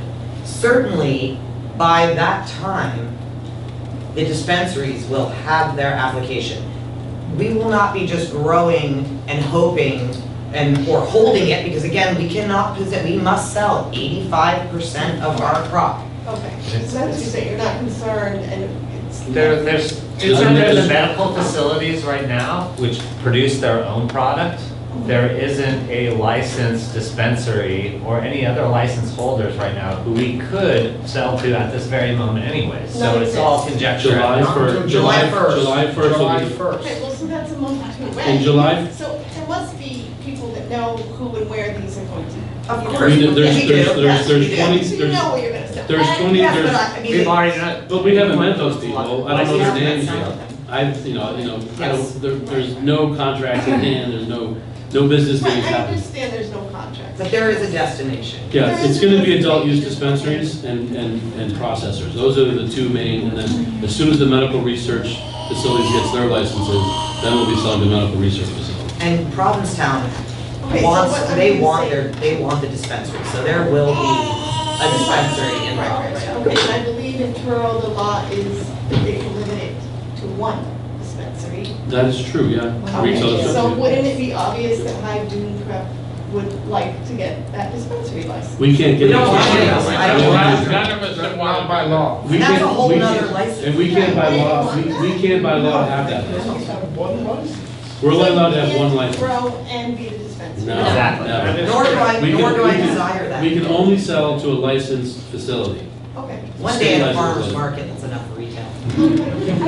Follow up on that question. Yeah. So I think that the question that's being asked is, granted that none of the licenses have been issued yet, are there other operators that are applying that you're in contact with that you intend to sell your products to for retail, for manufacturing? And if so, where are those operators seeking to locate? I actually, at Wellfleet Town Meeting, I got up and spoke to the town for the first time ever and had a heart attack, because this is not what I like doing, talking to people like this. But there was the lawyer from the dispensary, the medical dispensary, that is going to be going up Atlantic Medical in Wellfleet, in South Wellfleet. And the lawyer got up and said, only if you're doing 4 crops a year, you're really going to make it. And, again, that's how it's really going to be. And that's why we have a craft cooperative. So hopefully, as a group, us small farmers can hopefully make it in the industry. In my own personal business plan, I don't plan to sell out of 25 miles from where I live. I really am not going to have a lot of product. But the lawyer came and gave me his card after and told me if I'm producing something in the town of Wellfleet, that the dispensary in the town of Wellfleet would like to buy my product. Which Now, also, I want to make another thing quick. Until the CCC takes over the medical dispensaries from the DPH, that cannot happen. That's not a licensed facility that we would be allowed to sell. and they are also, again, we're not going to have any product until next fall at the earliest, if this all goes well. Or next fall. Yeah, Next fall, not this next A year fall. from now. Yeah, 2019. And so it's so far from it, but the fact that somebody that is going into this industry as a retail actually said, yes, I would, you know what I mean? And the lawyer was like, yes, we would want to. Of course, it's so far from me, I'm like, let's just get our license. But that's the problem, until we get our license, we can't build the infrastructure, get these things going. I mean, what if we're doing all this work, which we've been doing for months and months and months, and then everything just falls through? What we're doing now is we're doing our best, because that's all we can do, and we're told what we have to do in order to get our license, and we're trying to go through the steps. We want to work with the towns, we want to work with the community. We don't want to get shut out of the new industry, but as the dispensaries open, they're, just like anything else, they might have a huge liquor store, but they might have Truro wine at the liquor store because they want to have a local product. So we're hoping that the people that will be applying for a retail license will want our product. I'm sure they'll want at least some of it. And the people that might be producing more, like 2,000 square feet, there will be dispensaries in the state of Massachusetts. And again, they can go to Holyoke or some of these other places and sell the product. So I just want to answer your question now. As far as OCCC goes, we've been under no contact with anyone to who we can sell to. We're just going on a whim and a prayer that if we get in the industry early enough, that the demand is gonna be so high, and all the projections from the state and everyone else is that the demand is gonna way outforesee the supply. And that was another initiation for the craft cultivator model, was to try to get the farms who have the infrastructure existing up and going quickly so they can get growing and get product onto the market. Because they're expecting a like one day, we open the door July 1st and we're sold out by July 2nd. So their concern is of underproduction right now. So if we can capitalize in the beginning of our industry and get our brand branded in the beginning, when the demand is really high, then we should be able to secure our accounts and our businesses. So then there's just another question that I had, and I also just want to clarify, because I think there's some confusion between medical and recreational. You will not be growing medical, you will be growing for recreational stuff. Correct, until the CCC takes over, and then we'll be selling to medical as well. And some of us are going to be doing, like, my Well, you would green- have to apply under whatever new regulations for medical. If, what's going to happen, I feel, the CCC is going to take over the DPH's job. Yes. At which point, The CCC will be issuing new regulations. the for licenses are going to be blended. And they're going to have like a medical separation. So if you're a medical client going into a dispensary, you have no taxes. If you are if you're an adult use, you're going to go in there, you're going to pay tax. Sales tax. Yes, but there will be different requirements for medical than for recreational. There have been yet told us, but maybe that's possible. I don't know if that's true or not. It might be the same. And then, so when do you expect to have your license? When do you foresee your timeline that you would have your license issued and be up and running operational? That's completely dependent on the host community agreement. Yeah, we were hoping to have everything kind of in place by May 1st. I mean, if our host community agreement can be issued quickly, then we can get our license quickly. You know, we're totally contingent upon our host community agreement to getting our license, so.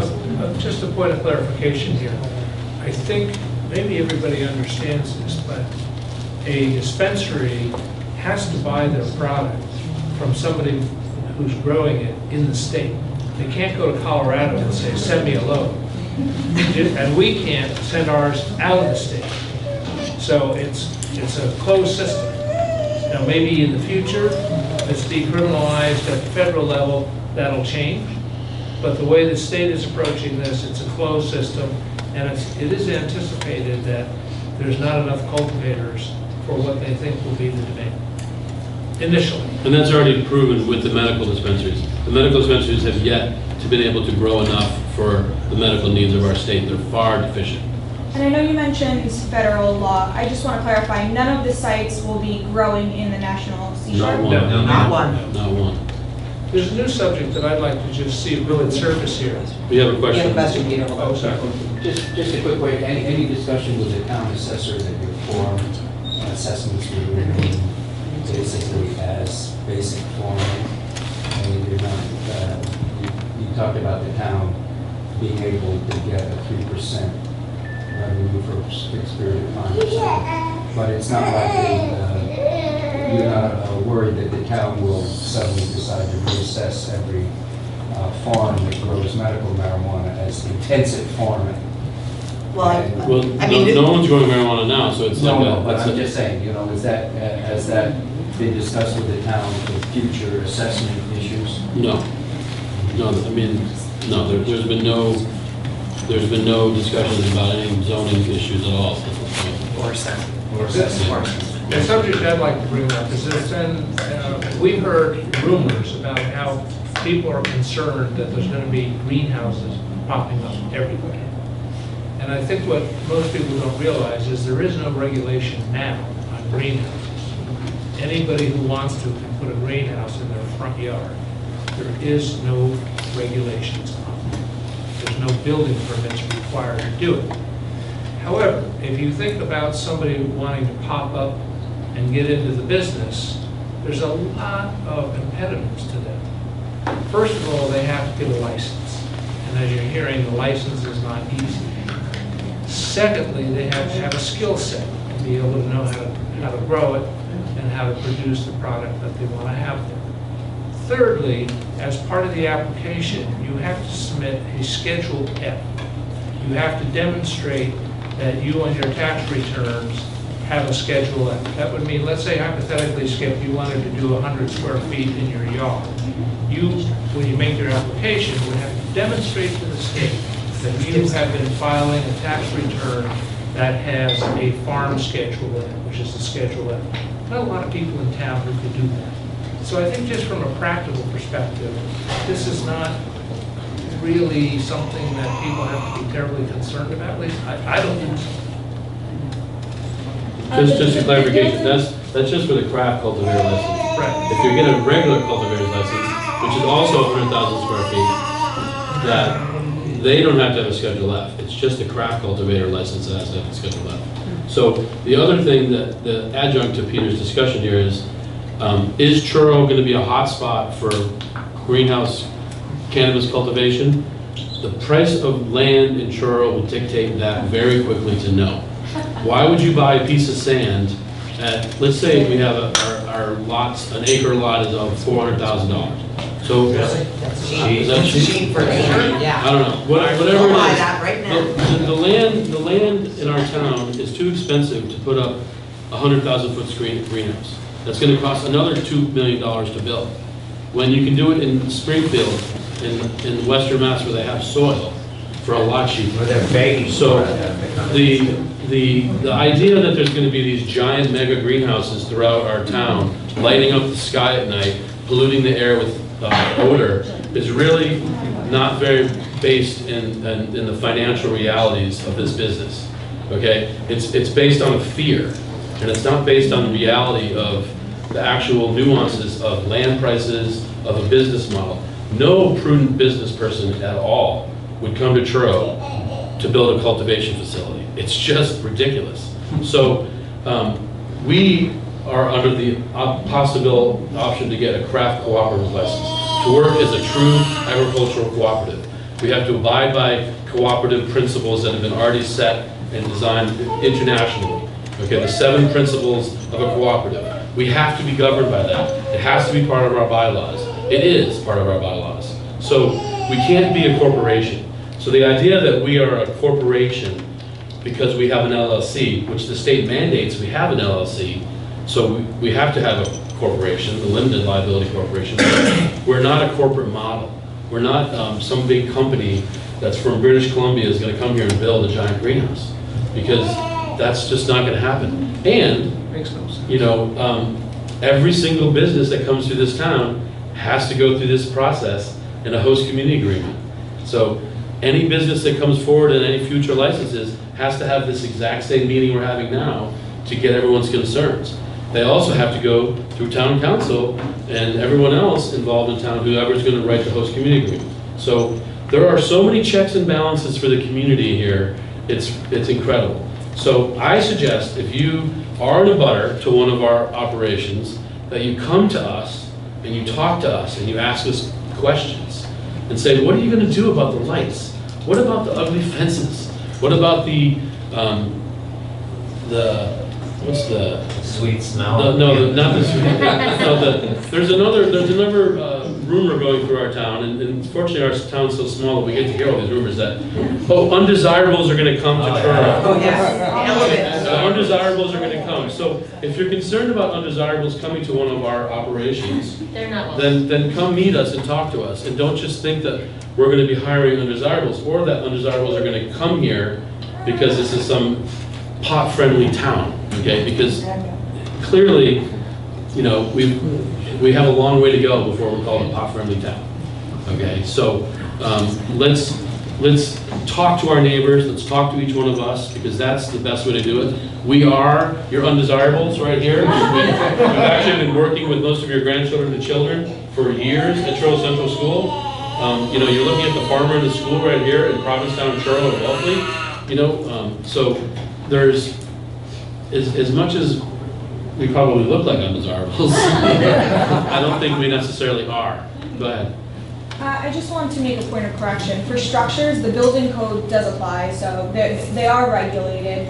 And this just also, I understand that you mentioned general security measures, but have any of you actually sat down and had a plan for the specific sites of what security you're actually going to I put believe in. every one of us. Yes, every one of us that's is- required. Can you talk to us about that rather than just citing to the regulations and tell us exactly what you plan on doing for each site? So Well, I- it's you wanna know? vague right now. Go Well, ahead. no, I'm gonna tell you what's in my business plan, okay? I'm gonna have my greenhouses, I'm gonna put an 8-foot tall fence around it with a visible barrier screen, so that no one can see through it. 8 feet high. With this, with the lock secured front. Chain link? Chain link, no, it's gonna be hog wire. If you know what hog wire is?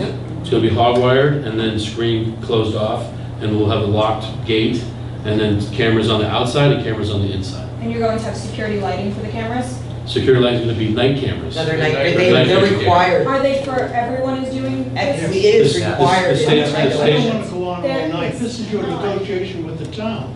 I know. I know you're It's trying to. it's kind of inappropriate for this discussion. But yeah, but that, The regulations do require that you have a security plan, and so Yes, those questions we know, are we part just- of what we're we're working required towards to, that. and I don't mean to be contentious, but No, part I- of the community outreach meeting is to answer questions Yes. about security. Completely. And so, You're absolutely it's not right. something that, and I just want to clarify, it's not something that necessarily is part of a host community agreement. You don't have to explain There, everything to there, me. there are things that could be included in one, but this is the point of this meeting. I certainly agree with you, and that's why I was more than willing to tell you what our plans are.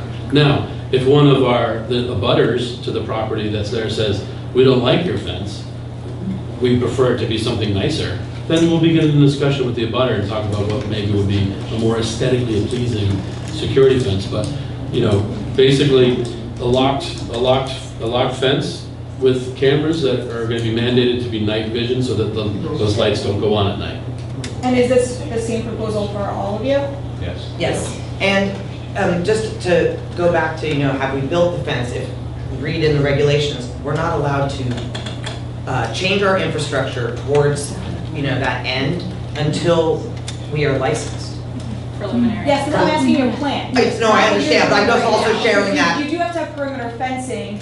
The type of fencing, like you're saying, chain link, none of that is in the regulation. So what I'm asking you is what's your plan Yes, for no, that? I Yes, understand. each of us have that for each site. Go ahead. So I just have a question. I'm assuming, since your farms are in residential districts in Truro, or the residential district, so I'm assuming that you believe that should occur in residential districts, cultivation and processing. Where do you think manufacturing should take place? In residential districts, or do you think it should take place in one of the business districts? Oh, that's totally not, I mean, I have no idea, I'm not a Well, you live building here, zoning so bylaw it's your person. town. I mean, I think you In should. I would hope that the town of Truro would zone it appropriately so that we could have it, that we could encourage businesses to come in a commercial zone, in a dual purpose zone. I don't know all your zones you have. Or if a facility on site qualifies for any potential zoning bylaws that may target manufacturing, that it applies for that certain site. So if it were at one of our farms, the structure would have to abide by health department, any zoning bylaws that the town made up. Well, I'm just trying to understand where you would support zoning for manufacturing, and it sounds like you want to manufacture eventually on your farms. Well, it's. You might, right? As the craft cooperative license says, up to 3 locations within the craft cooperative, you're allowed to do manufacturing. That could be an off-site spot in a commercial zoning zone area, but that's really dependent on how the town sets up that bylaw. Right, but as You part follow of the what I'm town, saying? I'm just asking your opinion. Oh, I'd like to do it about where would right you- next door, on what site would you specific support? if possible. But much like my farm, so and Emily can vouch for this, I grow a lot of cucumbers. Now, I pickle for myself, but as we know in Truro, if you have a well, it's really hard to get a commercial kitchen because of the water and the testing. But even beyond that, there's a storage issue when it comes to something like pickling. So you need to be zoned and regulated to store these pickles. I envision if it gets to that, it will go through that same type of process, which would be regulated by not only the Board of Health, but by local zoning. Right, so thank you, but my question was, again, what would you support so that we know that in trying to craft zoning bylaws, and it sounds like you don't really know what So you if we, support right now. if we can separate cultivation from processing all the other Well, I stuff. think processing goes with cultivation, because it'd be hard to sell it or get it off your property unless you process it. So, you know, what we're asking for our cultivation license is to grow cannabis in this town, okay? To do that, in my opinion, would be on agricultural land, okay? There is no definition of what agricultural land is in the town of Truro. There's residential land that we are farming on, right? So there's a lot of gray areas here. You don't have agriculturally zoned land. So if there, I mean, I wouldn't want to say, let's make a, let's zone for your farms to grow cannabis. That wasn't even my question. It was a very simple question. What do you cultivators and processors, do you believe you should do manufacturing in the residential district, or do you think manufacturing ought to take place in perhaps a business district, a more appropriate district for industrial commercial operations? That's all I'm asking, real simple. Once again, don't need you to lecture. The craft cultivator license allows manufacturing at up to 3 different locations, site-specific for our farms. A manufacturing facility would have to be abide by any town bylaws that would.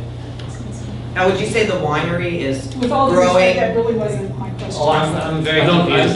Yeah, because I mean, the winery, they grow, they process, they manufacture, and they retail, and I'm not saying I I'm want not that. talking about the winery. I understand. Simple But question. there's an is like, analogy I just between would the like to know. Do you You're believe asking me a manufacturing- subjective question though, that's an so far analogy out. between alcohol production and marijuana production, a winery. I didn't bring up the winery. No, but I'm saying there is an analogy, and it's a simple analogy. Yeah, You're maybe he's growing kind of right about product, this. and you're processing it, hopefully close so you don't have to carry the grapes. Now, there's a difference in that the product is inactive until it's processed in a winery.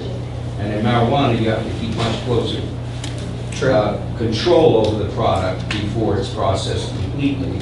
So it's not a complete analogy, but there is an analogy that it makes sense that processing ultimately would be closer to production. What do you think? I think the answer, if I was to answer just privately, just personally for me, anywhere under special permit. Okay, thank you. That was- Yeah, anywhere under special permit. Let's go by individual. Anyone by special permit. But that's me, because that's not how I do craft cooperative, because I can't speak for everyone else on this table. But as far as me, Dave, personally, by special permit. That's what I was, I would that's also basically say what I by was saying. me, I would accept it anywhere, that the extractors are not factories, they're machines, like the square foot of this table, maybe this tall, and they don't make any real noise or have any real effect. These are small machines. These are not like, you know, they're not what the big people are probably using, but they're not big machines. You could have it in anybody's house by special permit. I'd also like to just give you my opinion. Farming has been here in Truro for a very, very long time. People have lived on the farms. The other residences have been built around the farms. So there's a process that farmers have when they grow something. And that process they do on their farm. And from my perspective, anything they have to do to grow their product and sell it, they should be able to do on their farm. I mean, you're talking as if residences have higher priority. In this town, I don't think that's really the case. Historically, I live on a piece of property that goes back to the 1750s. There weren't a lot of houses around that property. No, you misunderstand me, sir. I wasn't saying residential districts should have any sort of priority. It just was a very simple question. And I will say manufacturing involves solvents and volatile chemicals and potential for fire. So it was just a simple question, and I didn't mean to imply anything other than just the question. And so most of you have said by special permit, so I appreciate the answer. I withdraw my question at this point. No, the manufacturing you're talking about requires a different license. No, it doesn't. No, it doesn't. I think I just just like to clarify for everyone, the license, and correct me if I'm wrong, the license that you're applying for allows you to cultivate, process, and manufacture. And distribute, and obtain. Distribute to marijuana establishments, not to consumers. Correct. So the manufacturing part of it allows you to manufacture at up to 3 different locations. Yes. I think the questions are being geared, right now, you're not planning on manufacturing, but if you do in the future, do you anticipate that it would be on your farms now or at different locations?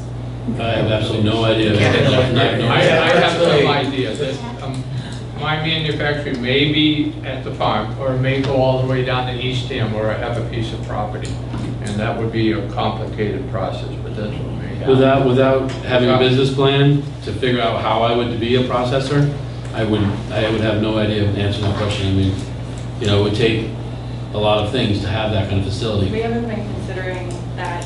At all. So. It doesn't even come by, you know, it doesn't even come by our desk because it's a non-issue because we don't have the capital involved to do that. But you also just said that you would have to talk to your attorney before agreeing.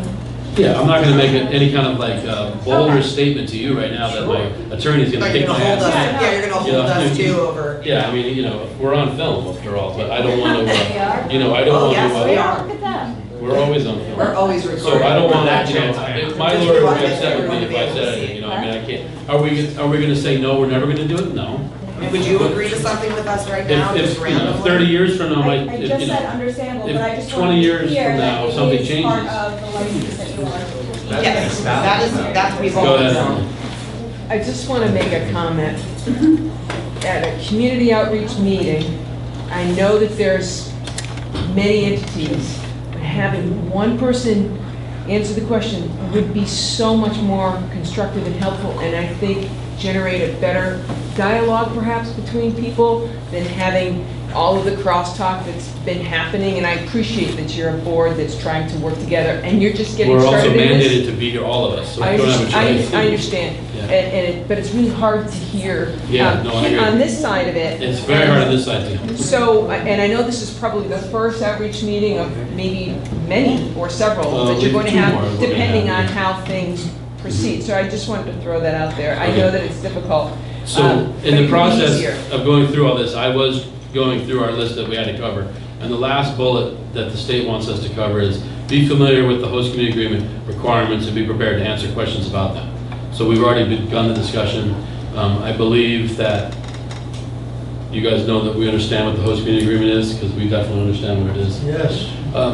So in essence, I think that was all we had to touch on to make sure I have that. some additional questions. if you Yes, don't mind. go right ahead. So I understand, again, just the security measures that you said you reached out to the police chief.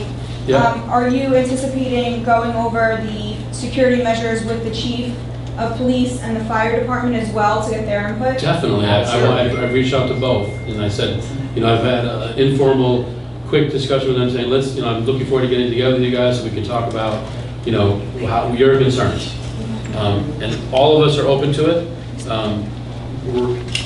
Our OCCC is going to have its own security chief officer, who's a retired police officer. So that police officer is going to check and maintain our security, so that making sure that the cameras work properly, that they're positioned in the right place, that the fence is not easily broken through. So we're going to have a third party come and certify and make sure that we're okay. And I'm hoping that I can introduce this retired police officer with our chief of police, and they can begin the dialogue together. They actually know each other quite well, and then they'll be able to see that we're not the boogeyman, and we're not, you know, that we're going to be open completely to it. We have a new chief of police. Yes, I saw Will be that. starting sometime in mid-June, and Yeah. I would suggest that you defer any conversations until he's on board. That sounds like a wise idea. I'd really just like us to be a little more kind of formal about this process in terms of reaching out to staff and talking to them, Mhm. so that we can document kind of the conversations and what's Yeah. happening. Well, you know, Chief Dancer and I have not had any discussions. I No, I know. attempted, but we didn't get anywhere. So, and I, you know, briefly brought up to the fire chief that, you know, we need to talk about what your concerns are. That's as far as we've gone. Yeah. I also understand that you said that you're going to be donating a percentage to local charities in town, or sorry, local nonprofits in town. How much of a percentage are you proposing and how frequently?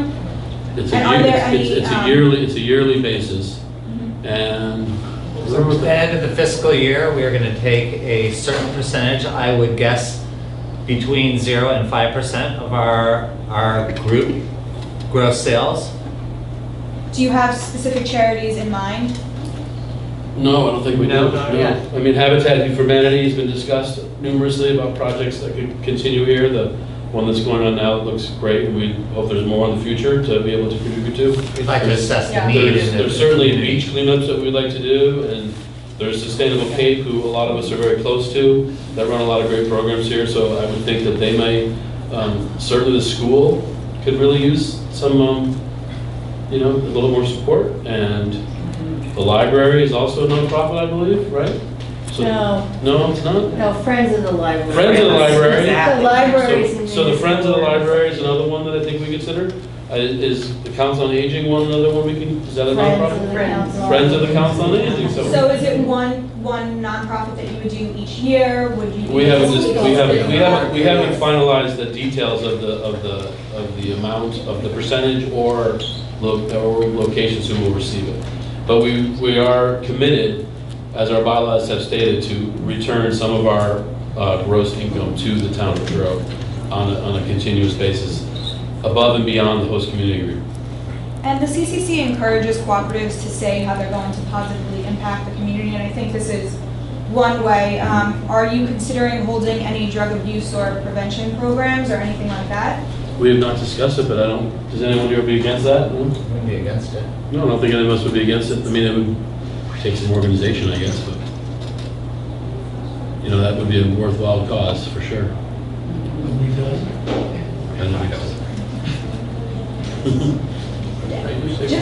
ahead, Brian. I really appreciate it if you're taping a meeting, that you inform us that you're doing it. I think you're probably required to tell people you're taping. Okay. We usually do, I guess. Yeah, you That didn't slipped this out. time. Yeah. This isn't a town meeting. I should have known with Tim here. It's a state law requirement, Thank you. actually. It's the wire tap statute. If you're recording people, Oh, their Yeah. voices, we do need to. Thank you. We usually do, that got lost, I guess. we can destroy the tape. I'm sorry. I apologize. Can I just clarify one thing? Yep. You said you are having a third-party security kind of person oversee the project, but he's a retired policeman. Is he Jim Urquhart from the Haven? No. That's been doing that? Oh, it's not, it's a different No, person? yeah. Okay. There's one other thing, the town comprehensive plan calls for the to encourage the town to take active steps to encourage rural development, meaning to maintain the farms that are here. This is the only actual thing that is going to maintain the farms here in Truro for any more length of time. Otherwise, they're just going to disappear, and every one of those places will become another mega mansion. And so this is a true benefit to the character of this town. And I think sometimes the town and us appear to be contentious, but we really have mutual interest here in the preserving the character of this town. And the young people can't stay here anymore, and this is going to help young people stay, because it's not old people that are going to come and work on the farm. I can handle working on the farm, but it's a bit hard, at my age. So, anyway. All of our points covered? I just double checked that we went through our list for the state. Anything else for any of you folks? Thank you. Thank you. Thank you all for coming and sharing your time. We appreciate that. Thank you. Hi, Callie. Hi, Chuck. What you're doing right now? How are you? Good. Good to see you. My ride is here. He came back from the Rumble, the Native American, the Rumble, you were there, yeah. I was thinking, I could have heard it. Never heard it. This thing is still working. I didn't even have to set these up for the library.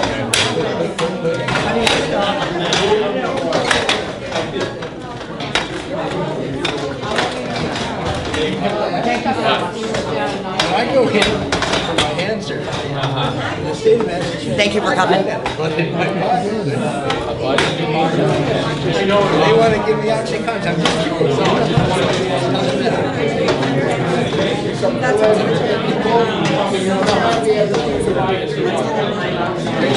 Actually, had some given me last year. So I can. Second branch. On the way out. On the way out. So that's actually short. It's very short.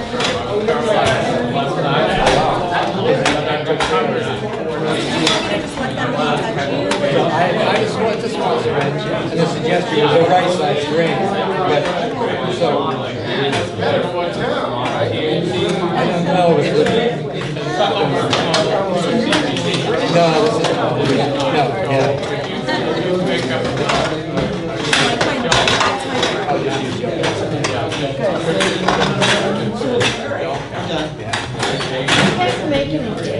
I'm gonna start a rumor. Yeah, because that's one of the, you know, in Stewart, you get like 2 ways, 3 weeks, just 3 weeks of ginseng oil.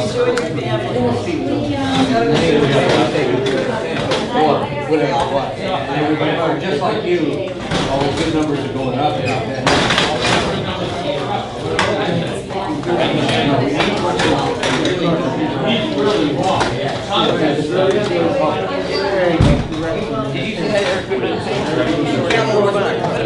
He's a Santa Barbara and good friend of Ethan's too. But more than worthy. I'll send it to you. Yeah, I'm trying to think we're gonna get it, right? I've got room for 3 or 4. Hey, Leanne, I want to apologize.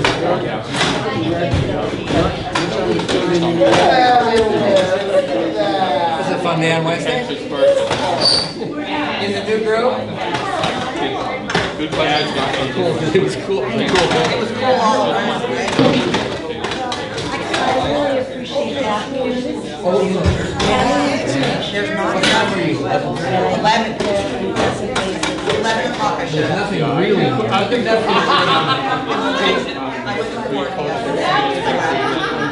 Get that out of the way and move down the line. Big, but it's a real line between the parking spots and then all of the churches. But there's really like 20 cars. And then they'll, I think they'll be fine.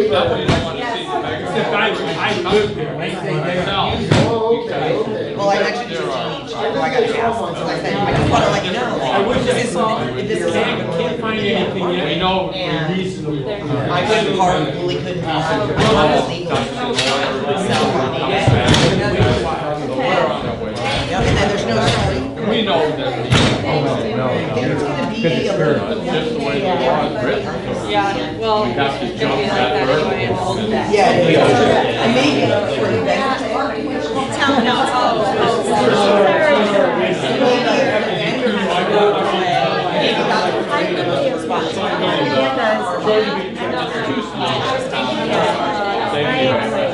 So thank you.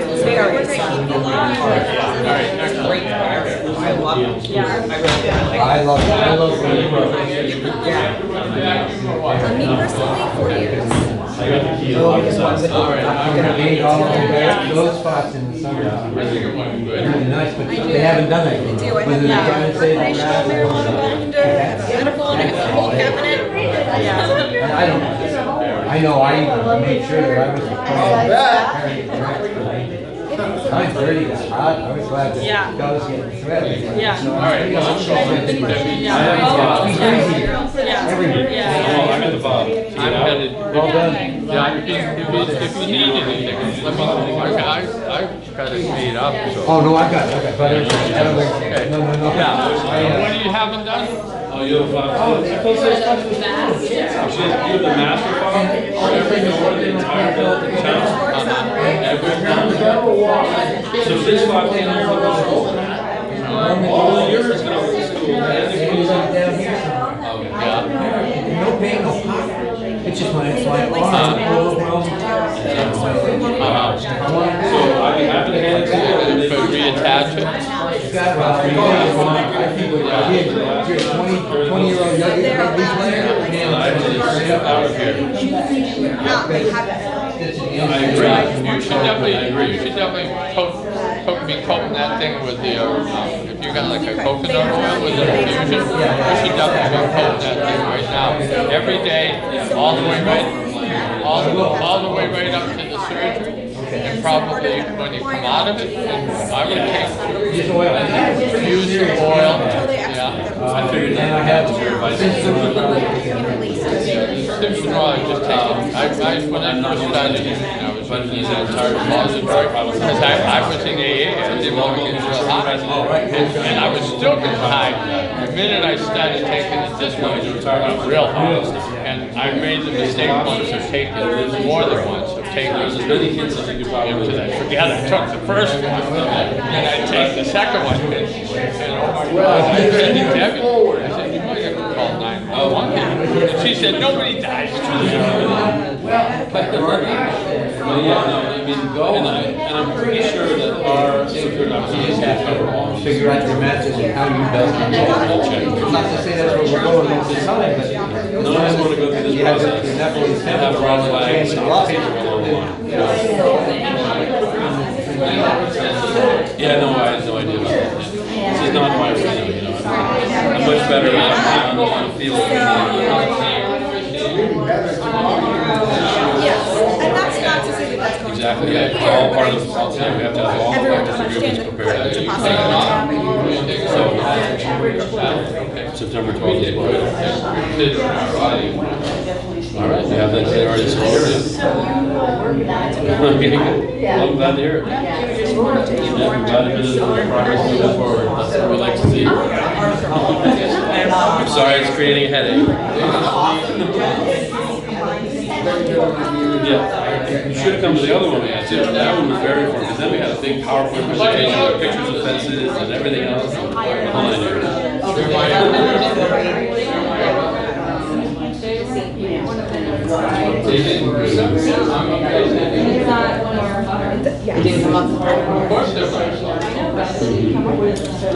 that's the official water list, so I don't know what to say. That's going to be an artist residence only. That's what they assured. And if anything else happens, there's going to be a real problem. Yeah. So the access to that property is restricted, very, but not restricted to me because I'm a farmer that's been farming that land. And we. All right. Oh yeah. No, I mean that's Okay, thank you for coming. Appreciate it. Yeah, that site I've been farming for a long time, and we obtained our exemption to farm in the wetland last year through that process. So we're now have our exemption to farm in the wetlands. All that's covered. The Joyce Johnson property. There is a lot of. It's going to be a residential. It's going to be a residence. Artist resident, yeah, artist in residence. It's supposed to be that only. They've assured the Macy family that that's not going to happen, and if it starts to happen, then there's going to be a real. And it's only seasonal, so they're only supposed to be until I think it was supposed to be to the end of September, but then it got pushed to October, I believe. So like May to October is the only time that building's going to be there. So they just got a notification. Or no, I haven't done that yet, so they're going to get their notification. We're going to have another one of these meetings for that field because I got they signed the lease for Cannabis the day after the 7 days that was required. So we will be.